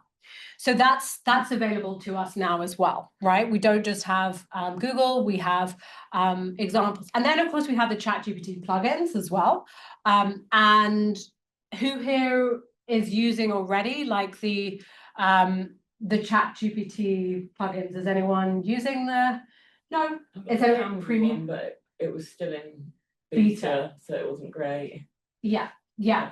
Well, so again, for those who are pro members, there are some good GPTs in ChatGPT 5 as it is now. What was ChatGPT 4 did have more, obviously, different modes to choose from. In some ways, in terms of the model, we had more choice than we have now with ChatGPT 5. But the option is still there for us in terms of humanizing that text, and specifically with GPTs. So again, maybe you want to try using, for example, the Hormozy GPT, right? That is in there. There's a designer GPT, for example. So there's lots of different options to us.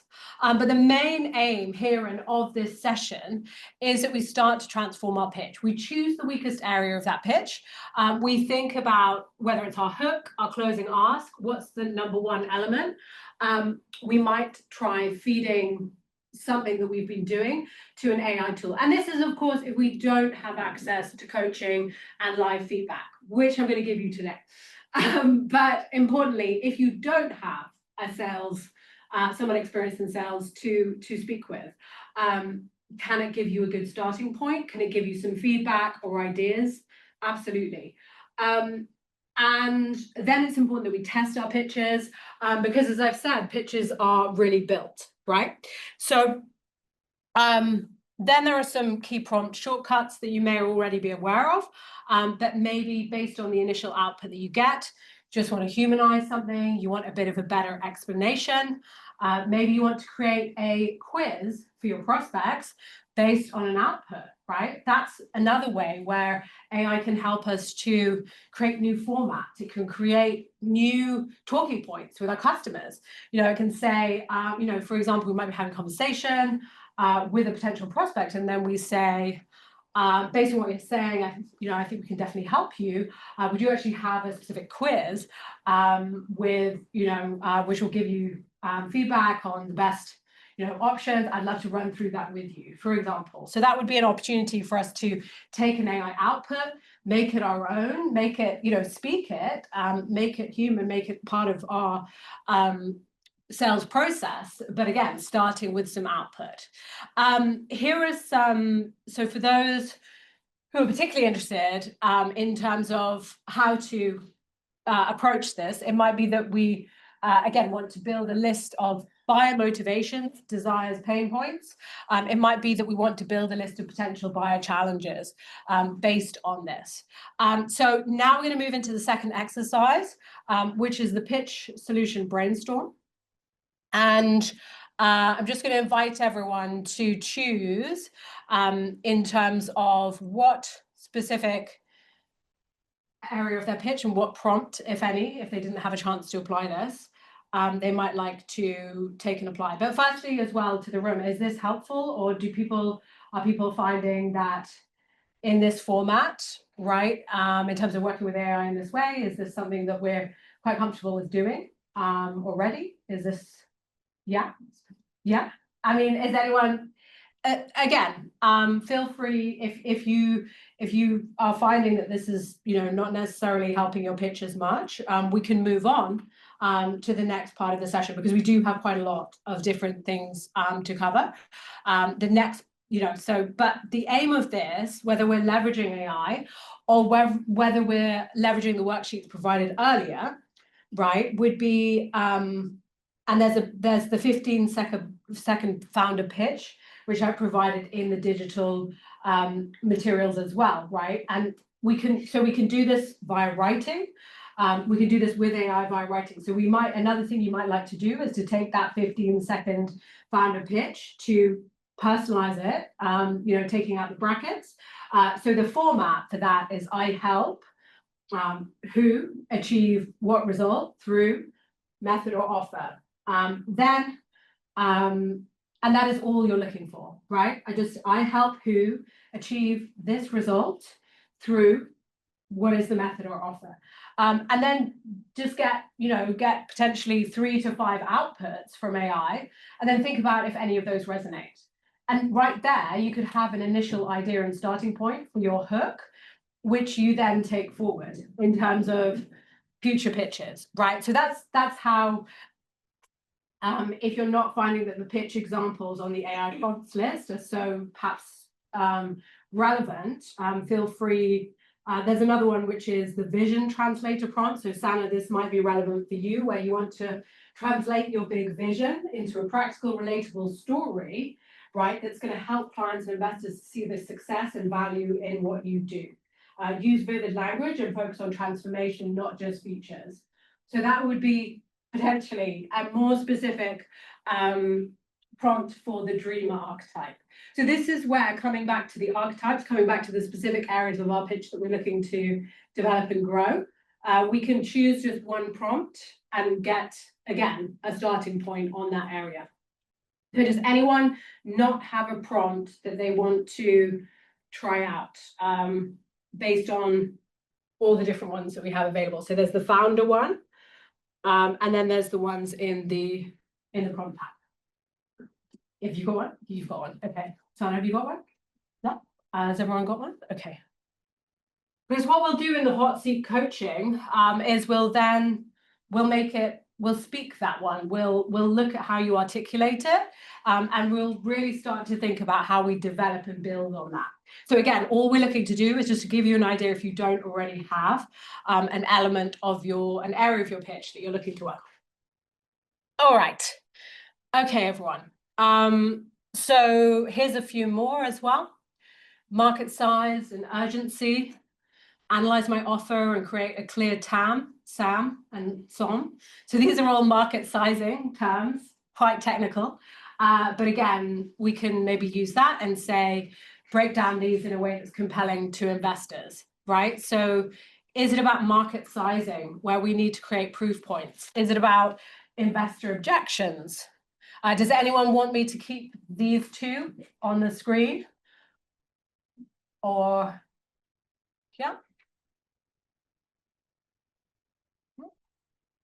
Okay, or maybe it's about traction as well. So we talked about traction earlier in this workshop in terms of if we're able to create a story and a narrative around the traction points and the interest that we've seen in our business, that's really from a pitch perspective, that's really where we're looking to build some sense of, here's the momentum that we already have in this business idea.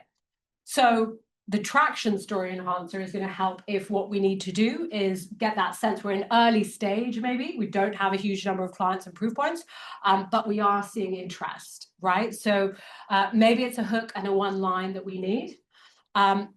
And so again, this offer, so again, you can have turn this offer, and you can just put your offer in, right? Turn this offer into 3 scroll stopping one-liner hooks. So that could be more based on a product or offering that you've already developed, based on where you know you can have success in the market. So just to wrap up this AI Pitch Lab section, I'm just going to invite everyone, if they would like to, if they feel called to prepare for our hot seat sessions, to just select one more prompt if they haven't already done so. So is there anyone who would like more time to do that? Would you like more time, Andrew, or no? You comfortable? Sana, would you like more time? Yeah. Okay. Georgie, are you gonna? Georgie's fine. Okay. So Sana, just let us know when you're done, and then we'll go forward. Excellent.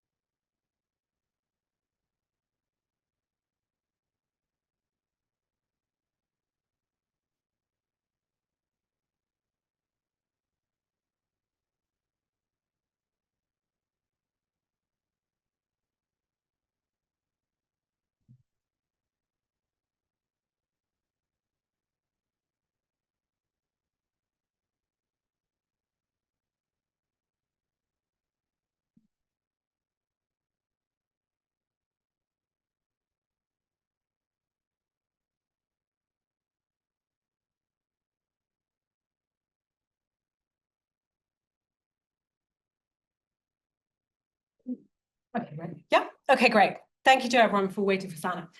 Fantastic. So now we're going to do some hot seats, some hot seat sessions in terms of who would like live feedback in terms of their pitch. So again, it doesn't have to be finished. It can just be one thing that we've worked on today. And if everyone would like 5 more minutes to get ready for this section, we can also do that, right? Because I want to make sure people feel ready if they need more time. But ultimately, we're going to now live go through up to 5 people's pitches, and they're going to get live feedback. And then ultimately, we'll just go from one person to the next, right? After, importantly, any volunteers have got feedback and then done the pitch again, applying the feedback.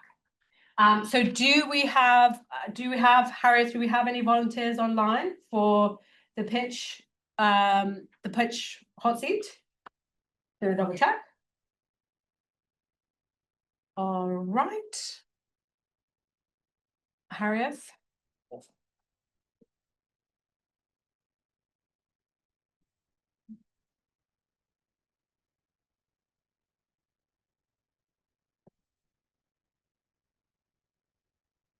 So, all right, so I'm not hearing that there are people ready online. In the room, who would like to do their pitch and get some feedback today? Would everyone like to do it? Or no, I'm having some shaking heads there. Okay. I'll give it a go, but I'll be winging it. Okay, that's absolutely fine, Jordy. Yeah, that's how we're going to grow. That's how we're going to help with your pitch. So that's great. Well volunteered. Sana, I think you mentioned as well that you would like to do it. Okay, well, great. Because what this means is if we have fewer volunteers, then essentially those who do volunteer are going to get even more pitch help and support. So, all right, I'm just double checking if there's anyone online. I don't think there is anyone waiting to go. So I think we're going to prioritize then the live session. So who would you like a couple of minutes, or are you ready, Georgie, to go?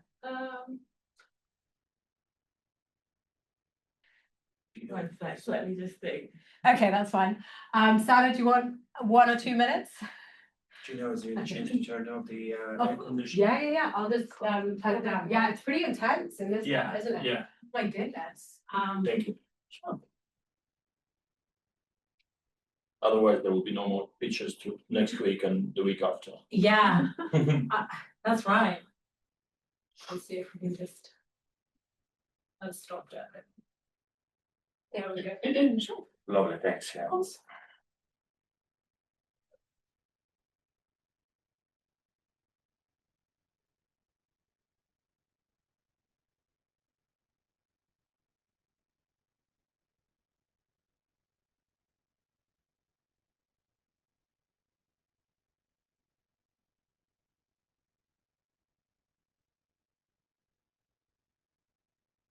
And if anyone has any questions as well about what we've learned about the pitch hot seat, feel free to just let me know and I can just come over and have a quiet conversation while the others work.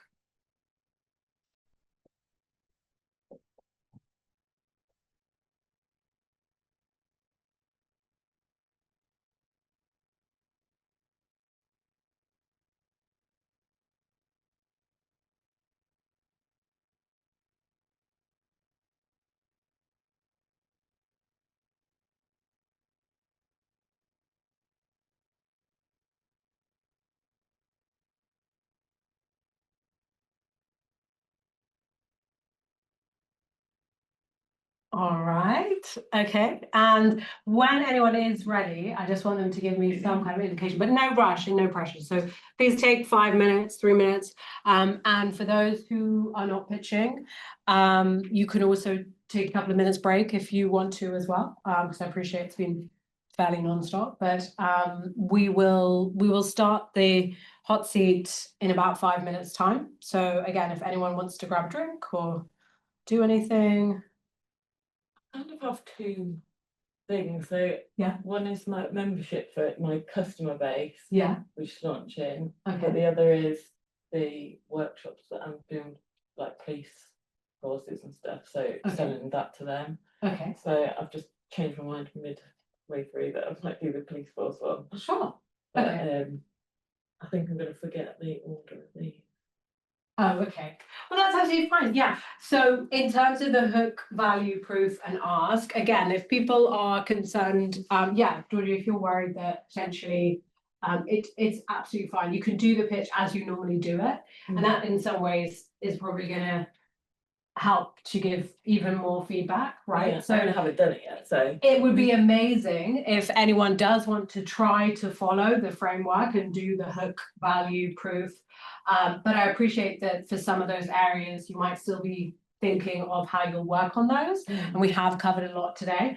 So even if you wanted, as part of your hot seat, just take one, right? Just take the hook and be like, well, if I was to try a new hook, here is what I might do, right? Or if I were to try a new ask, a new proof point, a new value point, here is one idea I have. So we can also do that as part of this session. So yeah, don't worry, we can work on a couple of things, that's absolutely fine. And we'll, as we don't have loads of volunteers as well, it means that, yeah, Georgie, you can choose exactly what you'd like to include, and we will keep going. Excellent. Okay, so just about 2 more minutes, and then I see,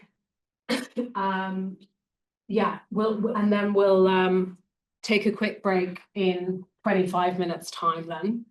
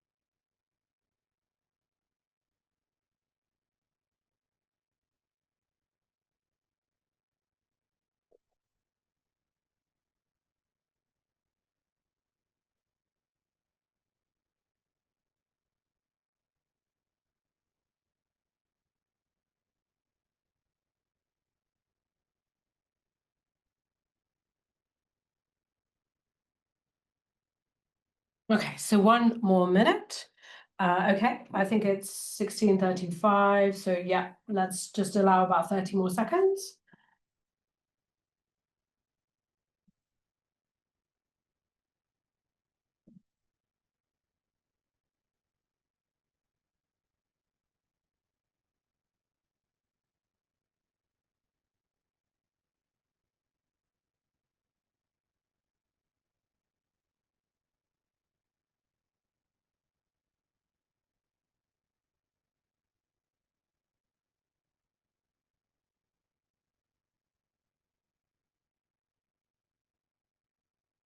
Like read. Yes, of course, of course. You can do the pitch exactly as feels most comfortable. So yeah, don't worry at all if you need to read. Okay. Who is ready to go first? Do we have a volunteer to go first? Anyone? Or should we just toss a coin? Georgie? Very chilled. Okay, Georgie's very chilled. Okay, lovely. Well, Georgie, in that case, if you are happy to go first, Sana, I think she, needs a bit more time, so that's fine. Let's get started. Right. So what we're going to do is, so we'll just go into role play mode, right? So for everyone in the room, just have a think about what Georgie's doing. And then when I give feedback as well, then, you know, maybe some of those in the room also want to share some feedback in terms of what they found. So what I'm going to do is I'm going to start a quick timer. just so we have a sense of this as well. So I'm going to put on a timer for about 5 minutes 30, and then we'll just, okay, so are you ready? Okay. Hello. Okay, so around 1 in 7 people at the moment seem to be neurodivergent in some way, but the suspected figure at the moment for police forces is that 40% of their employees are neurodivergent. So they're not currently reflecting society, but what it does mean is that they have specific needs that will allow them to be better police officers if they are allowed to work with their brain instead of against it. So I was a police officer for 12 years, and then I started my own company, the Autonomy Network, and I'm now a neuroscience-based coach. I was like diagnosed with autistic and ADHD, and as a result of that, I went through a whole process when I was a police officer where I went through the Equality Act due to discrimination. So I have a lot of experience in both learning how to work with my own brain, then how to apply neuroscience to help other people do that, and also how to navigate the legal system when it comes to discrimination. So in police forces at the moment, where there's a lot of officers who aren't being supported, they are at risk of not being able to perform as well. They're not able to maintain their welfare. It's resulting in increased officer sickness and a lot of wellbeing issues. There's also another side to that organisationally where the police forces are likely to face massive costs when it comes to taking those officers through employment tribunals and things like that if they start raising issues with the lack of adherence to the Equality Act. So what I offer is to do workshops so that you can be proactive in supporting those staff members so that they can feel better at work, perform better, provide a better service to victims, but also so that as an organisation you're protecting yourself from potential future allegations of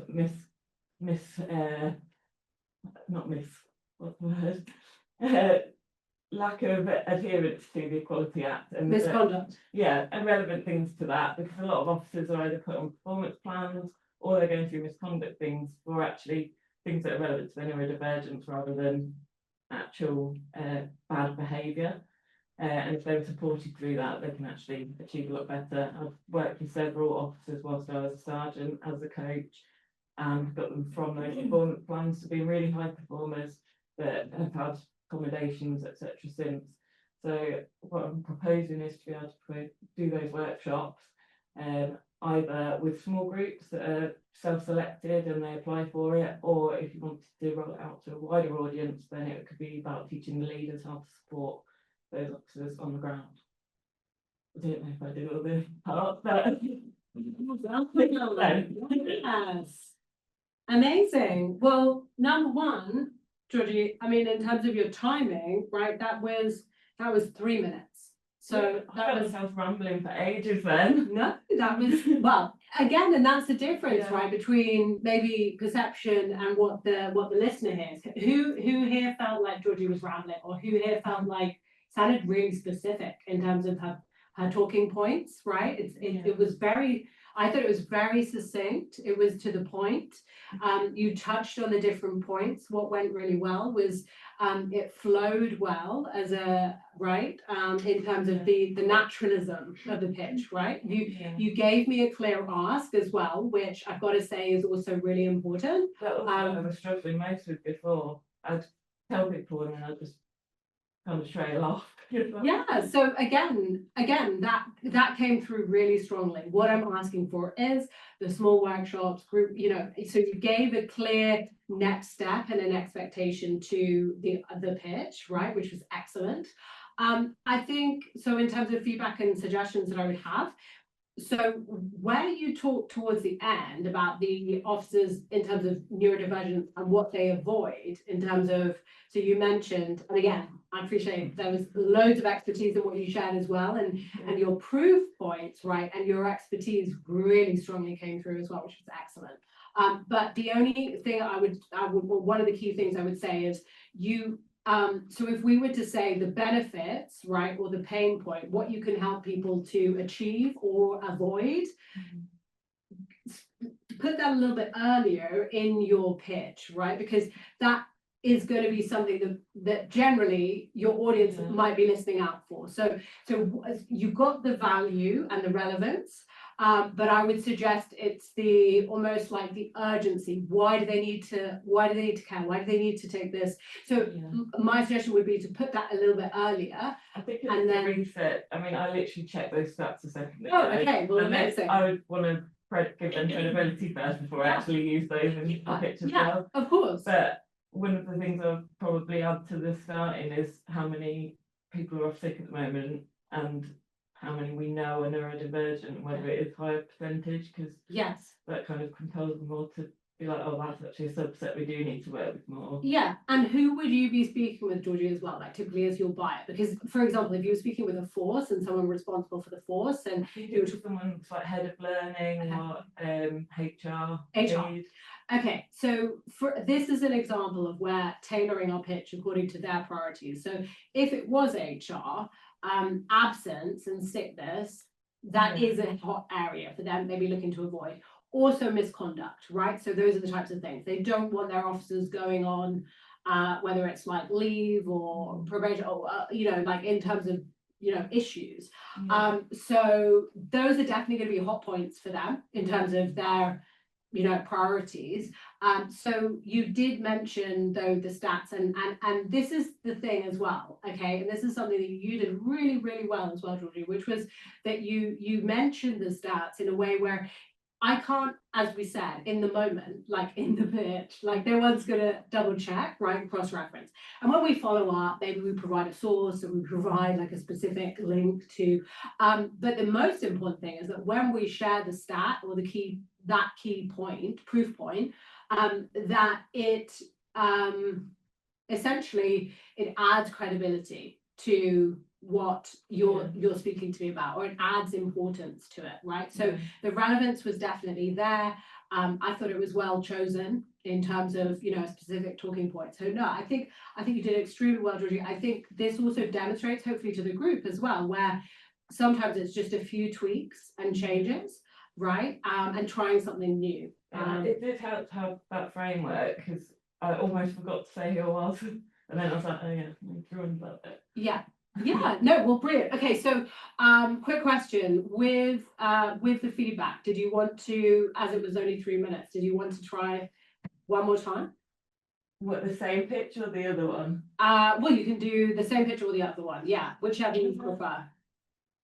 You know, otherwise. Okay, so do your other one then, great. So I'll just start the timer and then we'll go to Sana after that. So, all right, so I'm going to start the timer. Ready, steady, go. So there is a huge group of people at the moment that feel like they're so stressed and anxious that they actually don't know how to rest, and they're unable to calm their busy mind and achieve their potential because they are spinning too many plates. What I do as a neuroscience-based coach is support people to work with their brain instead of fighting against it all the time. So my name's Georgie. I was a police officer for 12 years. And in that time, I trained as a coach and I worked predominantly with people who are neurodivergent or suffering with anxiety in the workplace. So that allowed me to have a real insight into where their pain points were and what they're struggling with. And I was able to support people from going on performance plans and being under misconduct for mistakes they'd made whilst they were overwhelmed, anxious or stressed.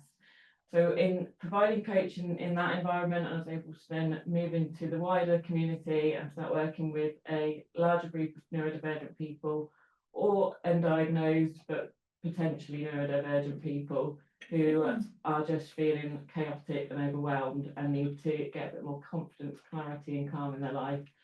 So I've completely lost my train of thought now. So what I actually offer is a membership program called the Club for Busy Mind. So this is a monthly membership where people can join and they will receive group coaching every single month, as well as a brand new workshop every single month that will work through a specific pain point that community of members can actually present to me as the host of that platform to actually address what's currently going on in their life. And it also allows them to meet other people who are like-minded and going through similar struggles. We can have accountability partners and buddies to go through everything with.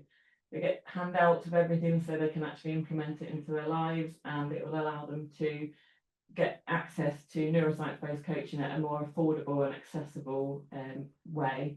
So at the moment, if someone was to look to have coaching, they're looking at a huge amount of money, potentially £75 to £100 a session, whereas what I'm offering is £55 a month or £550 for a year, which allows them to have a bit more of a discount. It makes it a lot more affordable, and it also bridges the gap between the lack of NHS care available for neurodivergent people who need therapy, support, or tools and techniques to get them through difficulties in their life. Yeah. It's so hard to remember what you're doing. It's like, oh my God. Did you have the framework in mind though? Kind of, I Yeah. lost it a bit then, Yeah. because I think I got mixed up with the last pitch, because I actually wouldn't probably go on too much about COPs with my general members of the public, but I suppose it's still kind of relevant with that credibility. Yeah. Yeah. So I thought you did really well with that pitch as well, Georgie. I thought what came across was you gave a hook, right? You gave your value, your unique value, right? You said the part about your experience. A little bit like with the last pitch as well, you did provide the results and the benefits towards the end. I did feel slightly like I was listening for the it's always the solution part, right? Yeah. So I was looking for that a little bit earlier. I think you did give it, but ideally, if it was up front, I think people would listen in even more intently to Yeah. come back to how you offer that.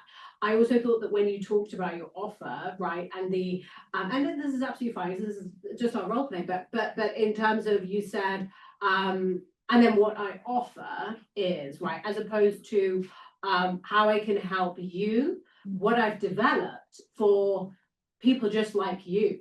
Yeah. What I've his Bit of feature over benefit. so it's it felt a little bit more, I think for me, it felt like you were referring to something that you do, but in a more objective way, like, so in general, right? In general, how I help people is this. Yeah.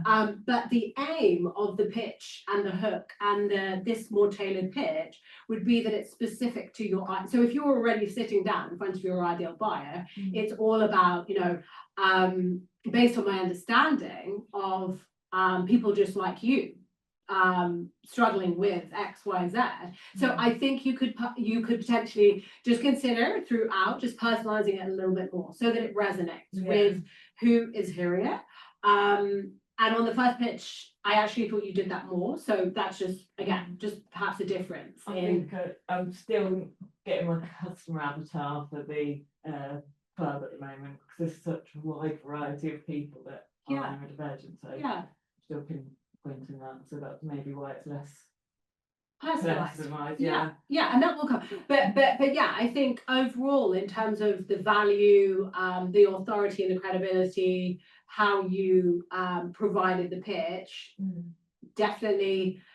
If it was something I was struggling with and I am your ideal avatar, like, yes, it would resonate with me and cause me to want to listen more, right? Which is the crucial. So on both pitches, what Georgie did well is that she got the hook, she got me to sit up and think, okay, she's an expert, she has an offering, a very specific offering. I'm clear on the problem she solves. So well done again to Georgie. Thank you so much, Georgie, for volunteering. That was very, very good. So Sam, are you ready? So I think what I might do is, are you ready to come up? So we'll just do again 5 minutes, and then, or up to 5 minutes again. So if it is less than that, and we don't have any more volunteers, then we might go into a break and or some photos potentially after Santa's pitch. So, all right, Santa, tell me when you are ready. I can read, right? You can read. Yeah. Okay, are you ready? Ready, steady, go. Hi everyone, I'm Sana, the founder of Gaia, a zero-fee global platform where women entrepreneurs can sell their products worldwide. Around the world, millions of women create beautiful products, but most never reach beyond their local markets. And now Gaia changes that. Gaia is a global marketplace built to empower women entrepreneurs to sell their products with no joining fees, no commissions, and all delivery and shipping handled. And every day, millions of women create amazing things like jewelry, crafts, clothing, stories, but most of them never reach the world. And this is not because of a lack of talent, but because they lack access to fair and easy navigate platforms. And that's where Gaia comes in. We remove these barriers and give women the freedom to grow their businesses and their independence. I met a woman once who made the most stunning dresses out of candy wrappers. They were bright, bold, and this was something you'd see in a fashion runway. But she was selling them for £2 at a small local market.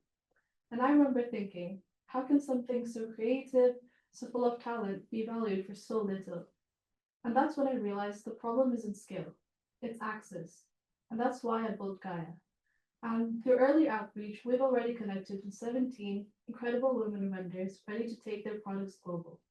And now we're looking for investors who believe in profit with purpose to help us scale Gaia and turn more local creators into global change makers.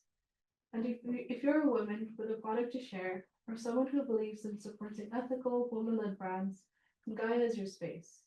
Join us, be part of this movement, and help shape a marketplace where creativity and fairness go hand in hand. Yes. Great, Sana. Well, so who noticed the difference in how Sana, so I think the difference in style of pitch, right? And this is important as well to note that we'll have different pitch opportunities. For me, Sana's pitch that she just delivered was more one for a larger group, right? So if Sana was in an investor pitch or in a specific scenario, that is where, you know, I think, Sana, you'd be sharing that to an audience, right?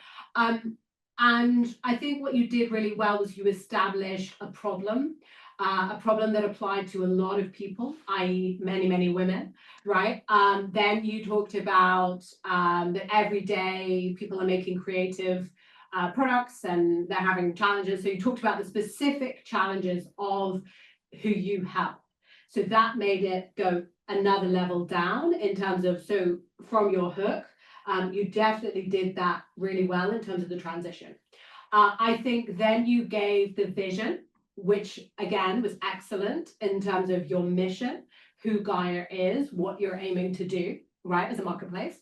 And that established your vision where you have an idea, and unlike Georgie and Georgie's business, right, you have an idea and you're in the pitch of the ideation and the development of that business. So that's where it's going to be this style, right, in terms of the vision is this, the market opportunity is this, and that's where that can work really powerfully, right? I think you also established your clear ask. You did say what you wanted, and you gave some sense of specificity to that as well. One of the things is that in the ask, and we're going to go through that in the next section, that's our final section on the ask, but we do want to be specific about exactly what we want, from who, in what volume, all of that kind of stuff. I think ideally, the other thing I would suggest would be your revenue plan. You know, what financials you expect to see, by when. There needs to be that sense of, in terms of your business plan, how you expect to generate that. Then you could talk a bit about traction as well. But I think that overall, and again, how did it feel to you, Sana, as you delivered the messaging? Did it come to life for you? I mean, it was my first time properly pitching it, so it was a good experience, I think. And I think I do struggle with the ask. Yeah. Because I'm not sure like what to ask for. Yeah, good.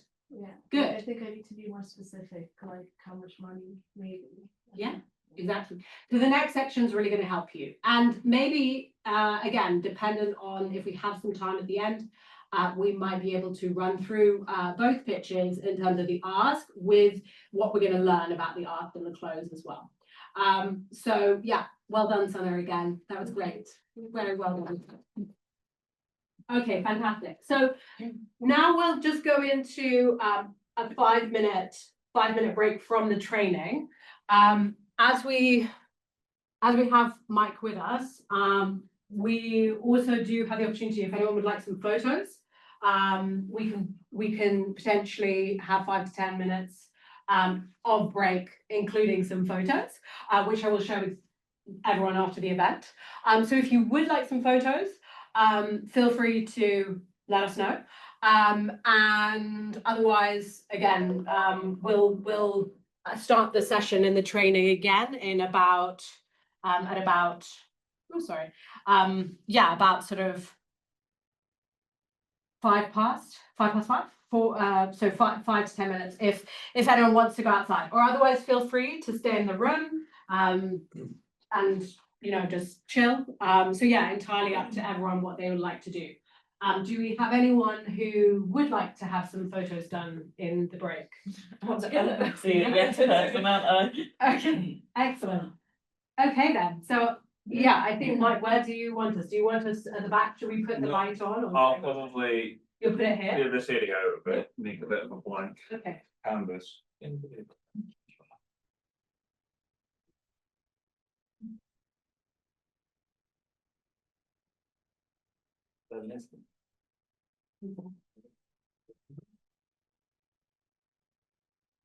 Got me on a rare day off as well. Oh, excellent. Well, thank you, Mike. It's not my, I'm a commercial food photographer, I noticed that, yeah. and I was like, this is a nice little change for me. Yeah, well, I really liked your, yes, I mean, in terms of your stills and your, that how you captured the kind of the sense of the place, and no, so I thought this would be an interesting change. Yeah, thank you so much for coming. Well, just give me a couple minutes. Sure. Okay.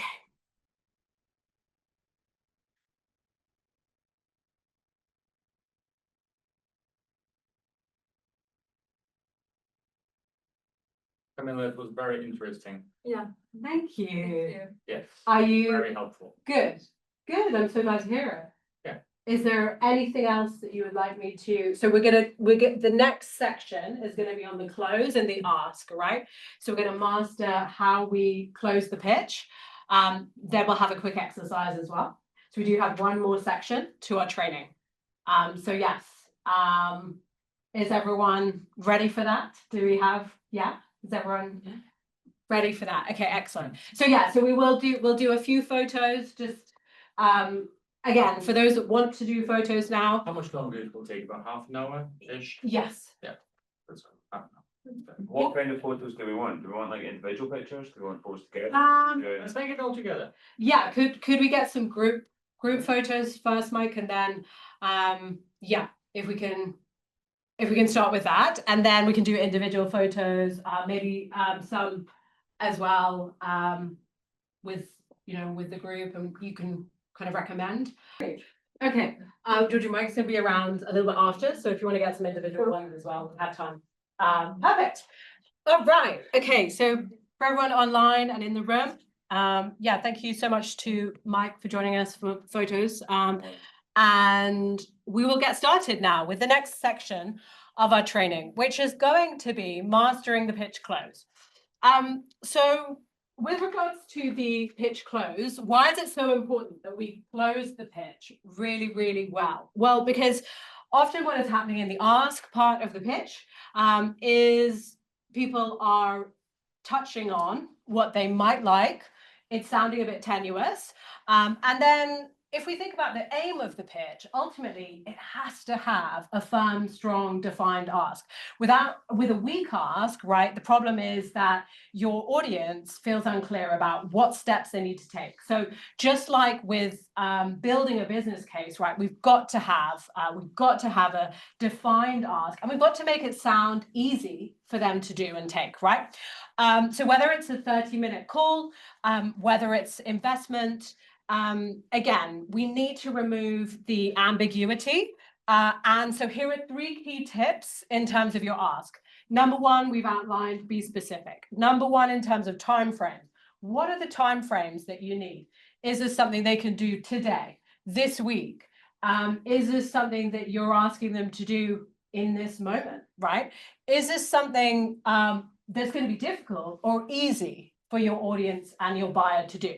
Because if we remove the friction and we take away the resistance for them to take that action, right? And this is really a sales fundamental aspect of sales, which is ultimately that people need to be motivated to take that action by the benefits it will bring them, the results, and they also need to feel that it's easy for them to do. If we make it too difficult, so ultimately our ask needs to remove the friction. So is there anything that we need to touch on or mention or even help them to navigate in order to offer to go through with our ask? So that can be important too. It's not something a lot of people include in their ask, but again, is there a logistics aspect, right? So what's something else that's really important to ask? Well, urgency, okay? Because ultimately we have this forum and this platform and we have a live buyer, a live audience, whatever we have. Maybe we have a seasonal opportunity, maybe we have a specific bonus or promotion or discount, right? But what are these? Ultimately, they're just a technique. Urgency is something that really is required in a pitch situation, because just like we feel the pressure of delivering our pitch, of what we're doing, right? We need to create some form of pressure and urgency, because if we don't have this in our pitch, then ultimately will our buyer, will that person be minded to take action? Probably not, right? So Doesn't that yeah, sound so like a push? a push, yeah. So Like from this. that's right. There needs to be a push. So there's a push and a pull, right? So a pull would be where essentially they're already compelled to seek a solution. So if my car is broken down, I'm already quite motivated and compelled to seek a solution because there's a negative which has happened to me and I need to find a fix to that, right? Because it's impacting my life and what I need to do. A pull would be more, it's something that I feel pulled and compelled to do, but it's not something necessarily I have to do. And that's possibly the difference as well. A push situation is more, I will be choosing a solution on this in a specific time frame out of necessity or out of my own, I'm already motivated to do this within a window because without that fix, right, nothing changes for me. But with a pull, it needs to be, and at most times when people are pitching, it's more the pull scenario, right? Unless we work in something like mortgages, house painting and stuff like that. There are certain types of trades, electricity. If someone's an electrician, again, there will just be a specific time when someone's electricity may go.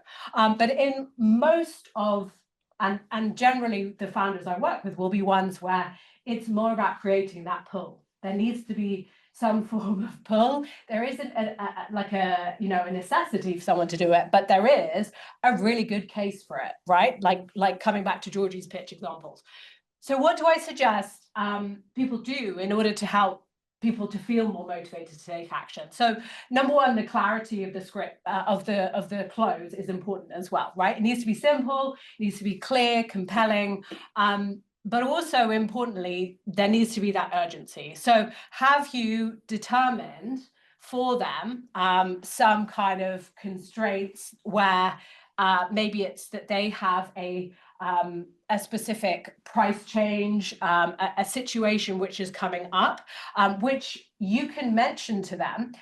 Let's come back to the HR example, right? So there might be quarterly reviews, annual reviews. So there'll be a specific, essentially, occasion which will be coming up for my buyer at some point in the year.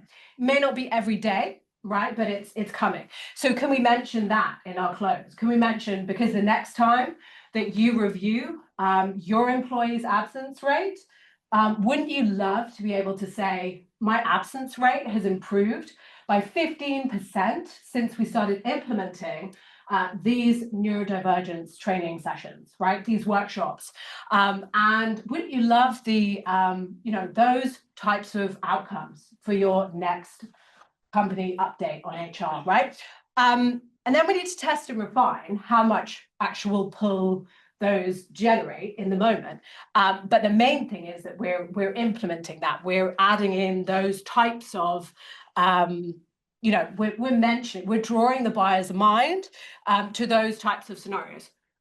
So if I was to say, what does a powerful close really do?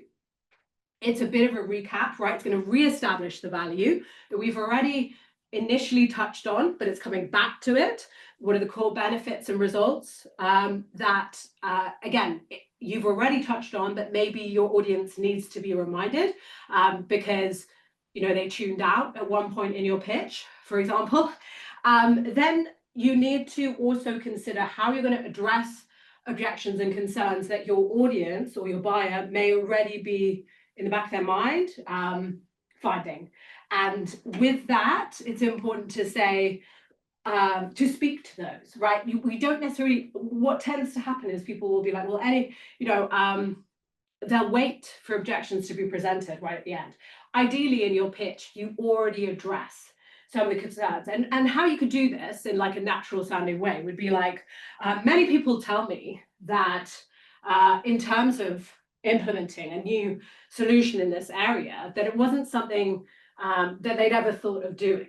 But here's the thing, now that they made that change, they found 5 times better ROI in terms of our solution. So that's just an example of where we say, based on other clients I'm working with, here's a typical result. If I mention that now, I can draw attention to the fact that maybe my buyer isn't already thinking about this. And they might say, now's not the right time. So that's just an example of how we essentially do that, right? Then we create the urgency. Finally, we make the specific ask, we define the next steps. We think about the friction as well. And overall, we want to create huge confidence at this stage in terms of our request and our ask. Okay, so to just highlight here, what are the key urgency techniques which are going to drive action? If anyone would like some ideas and suggestions, number 1 would be limited availability. It's a limited time opportunity, right? We have a limited number of places we can do a limited capacity of orders, something like that. Our pricing, who has seen on a quote they've got this pricing is valid for 30 days, 7 days, again, is there a pricing urgency? And then competitive pressures, right? So if you draw attention to the fact that their competitors might be already working in this area, and do they want, I wouldn't suggest that we say, I'm already working with your competitors, so you need to take action, because that sounds a bit different. That sounds like, essentially, in terms of rapport and trust, we're saying, I'm already helping your competition, and we're slightly creating an ultimatum. Whereas if we say something like, there are a number of companies in this space that have already applied AI and seen huge benefits, I wouldn't want you to miss out on the first mover advantages. And by working with me, I know that you will start to see X, Y, Z advantages. So that's an example of how you can more subtly, right, draw attention to that. So here's a framework that we can apply. It's the complete close framework. We're going to re-summarize the value, right? So we want to recap concisely again. What is the transformation? What will they gain, achieve, avoid, or eliminate? Neutralize objections. So again, speak to those, include elements of what are some of the key objections which they may already be thinking about. Create that urgency in terms of, is there a constraint that could happen to them at any time? An example of that would be with something like, insurance. People don't necessarily think of the time when something will go wrong on their travel, right? But if we mention to them that there is a genuine constraint and that at some point this situation could happen, again, would they be more likely to take action sooner, knowing that essentially it's almost inevitable that at some stage that might happen? So that's why that's really important. So your action plan, if I were to, and again, we won't have time to work too much on this today, but in terms of identifying what's the real urgency, what are the kind of constraints that your business can help them to avoid. So constraints could be capacity links, resource challenges, pricing changes, seasonal factors around, creating bottlenecks in their business. If it's consumer that you're selling to, obviously those are quite B2B examples. But if it's consumer, how can you create real urgency around by not taking action? Again, here is the cost of, here is the, the percentage of absence increase you might be seeing by not taking action. So again, that's helping to create urgency. So I would recommend scripting your close as well. So really what we're looking to do is also in terms of the entire pitch, right? Just building on what we learned earlier, we're looking to make the close fit in with all of these key areas that we already touched on. So we do want it to feel overall as a pitch quite seamless, right? So think about these different earlier elements in terms of the whole pitch flow, the story, if you have one, and then think what you will include in the closing part, just remembering that what we're working on here is structured persuasion, right? So we want that hook, that value, that proof, and that ask in the early point, and then we want a structured approach to the close as well. But ultimately, if there isn't any emotional resonance in our close, in our essentially and we're focused more on the logic aspect of the sale, the risk is that our buyer still doesn't buy because they didn't really feel moved and called to do so. So ultimately, if we think of an emotional mirror, right, we need to ensure that the specific things we're choosing to include in our close and our pitch are going to build on the emotional lens, right? So that will help, because if a prospect is left with a feeling of emotion about the decision, they're more likely to address their own objections. If there is a logical sense to our pitch, and we just close it with, so great, looking forward to working with you, thank you so much, and there's a sense of assumption, well, we haven't necessarily given them the actual like emotional leverage to change.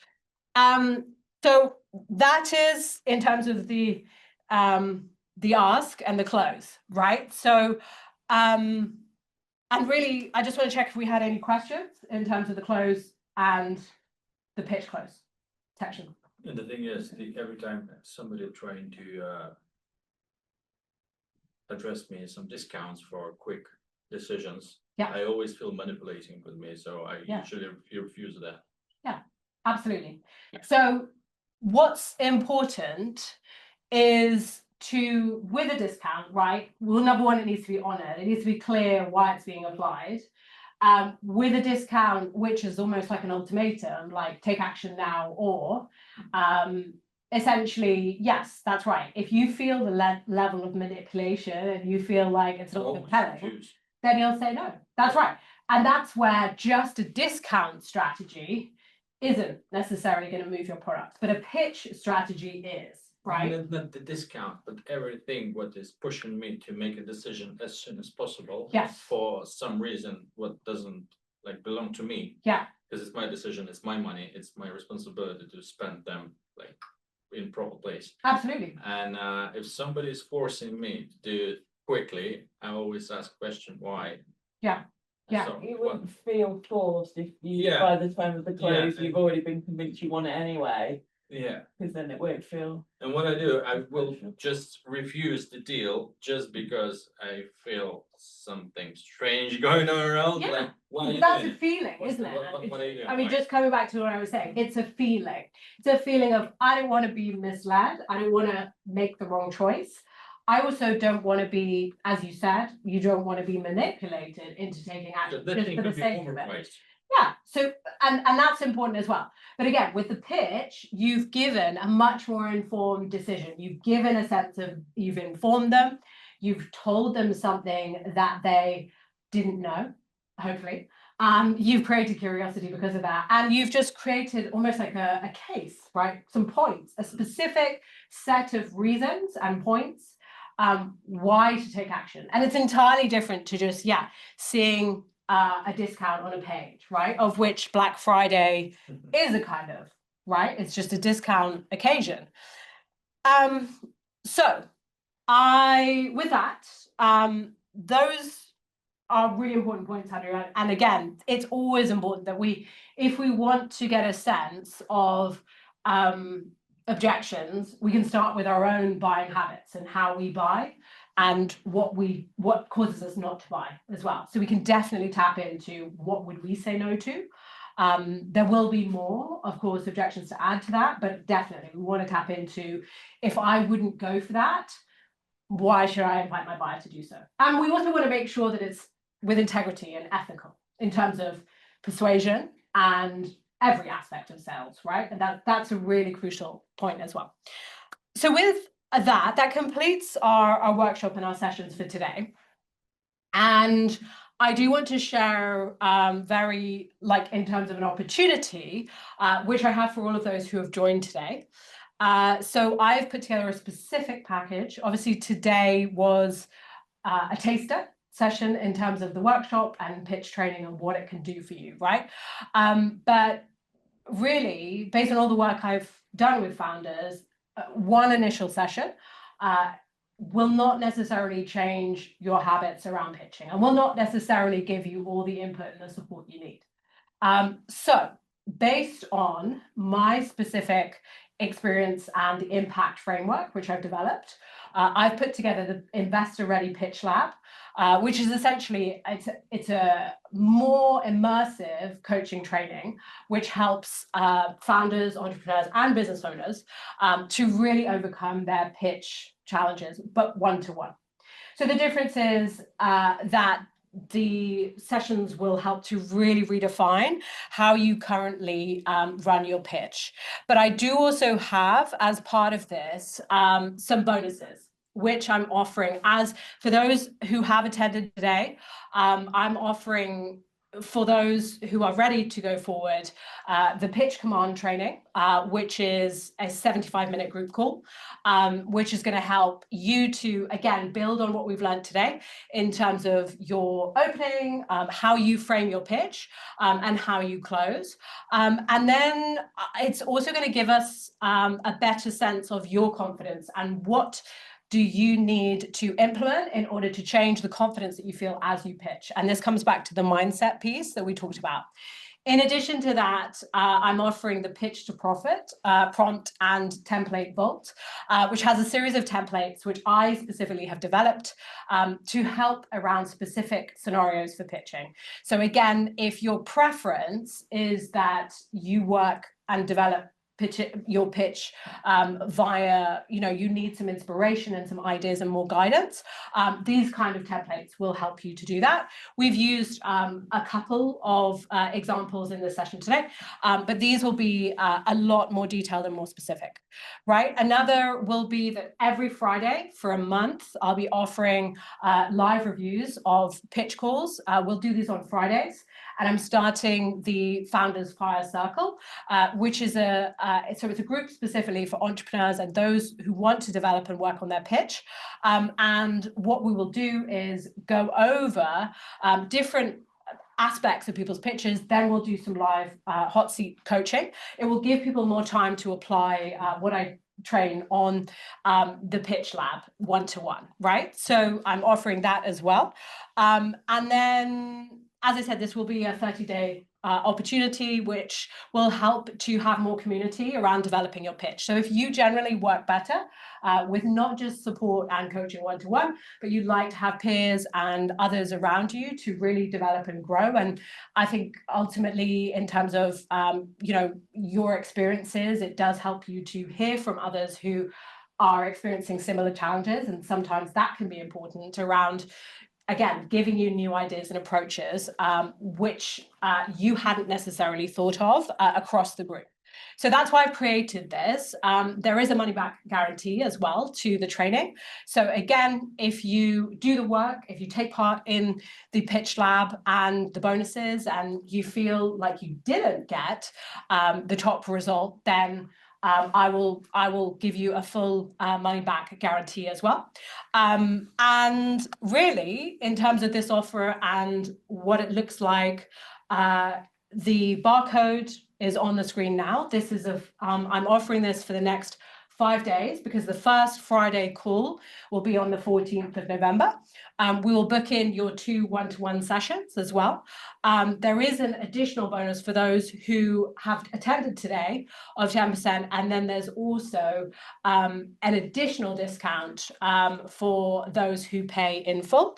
But for those who are not quite ready to pay in full and they need to perhaps make payments over several options, there is a 5-pay, there is a 3-pay. So there are ways that everyone can get involved, no matter their current situation and no matter what their commitments look like, right? So this is. Sorry. It's okay. So this is something that I'd like to offer to everyone. I do understand in terms of pitching and revenue that right now you might be wondering, what if you don't achieve your revenue goals for 2025? This is about how you change this, not just for 2025, but into 2026 as well. And also, of course, in terms of what you're looking to do, we are going to create more of a specific roadmap for your pitch, which is going to be tailored. So again, if you want a clear grounding around your pitch, around how you can redesign and refine your pitch, or if you don't have a pitch at all and you would like a proven framework to work with me one-to-one across 2 75-minute calls with lots of feedback in between sessions online as well, then this is the opportunity that I have for you. If you do have any questions on the offer, please feel free to ask those now. I'll just double check if we have any questions online. Harriet, do we have any? Will that all that information will be sent on the emails and probably. Yes, but you're right that the bonuses, good question though, Andrew, because the bonuses are offered until midnight tonight. Oh. And that is the actual paper bonus, right? So there will be a communication going out. But of course, with this being Pitch Mastery Live, I could not create urgency for you all to take action and make a change. So yes, so the answer is that if you, there will be some communications on this, but for those who need extra time to think, there will still be the price offer available, but it would just be for the one-to-one sessions together and the main package, right? So for those who are ready to take action, make sure that you do so later today. I'll send this to you. I will also send a quick type form as well as a follow-up, just to understand what went well in this session, anything you think I could apply for next time. And finally, if you enjoyed this session today, please do, and you feel called to do so, please feel free to leave a Google business review as well, just to let others know how you found this training and if it was valuable for you specifically. And of course, constructive or any other things you'd like to share, please do, very, very welcome to do so. All right, so I'll just give everyone a moment or two to take a photo or two if they want to of the feedback. There are some final group sheets, but I think with the fact that we have Mike with us, so I'll just share with everyone quickly as well, just to wrap up, that to reinforce what you've learned today in terms of the digital materials, right? There is one which, if you can look at this either after this or later, right? The key one that I wanted to do was, what do you plan to change as a result of today? Is there one area of your pitch that you'll approach differently? Again, it's a commitment to yourself, right? Most importantly. But yeah, just to really reinforce what you've taken away. So with that, thank you so much to all of you for joining and those online as well. Do join me again for a future training as well if you've enjoyed the session. And yes, with that, we will wrap up this event. And we will, if everyone would like to do some photos, some networking, yeah, we'll go into some relaxing time. And for those online, thank you so much for joining. We will stop the recording here. And yes, thank you to everyone who joined. I hope you found it a really valuable session. And please do again give your feedback, and thank you so much for joining. All right, thank you, everyone. Let's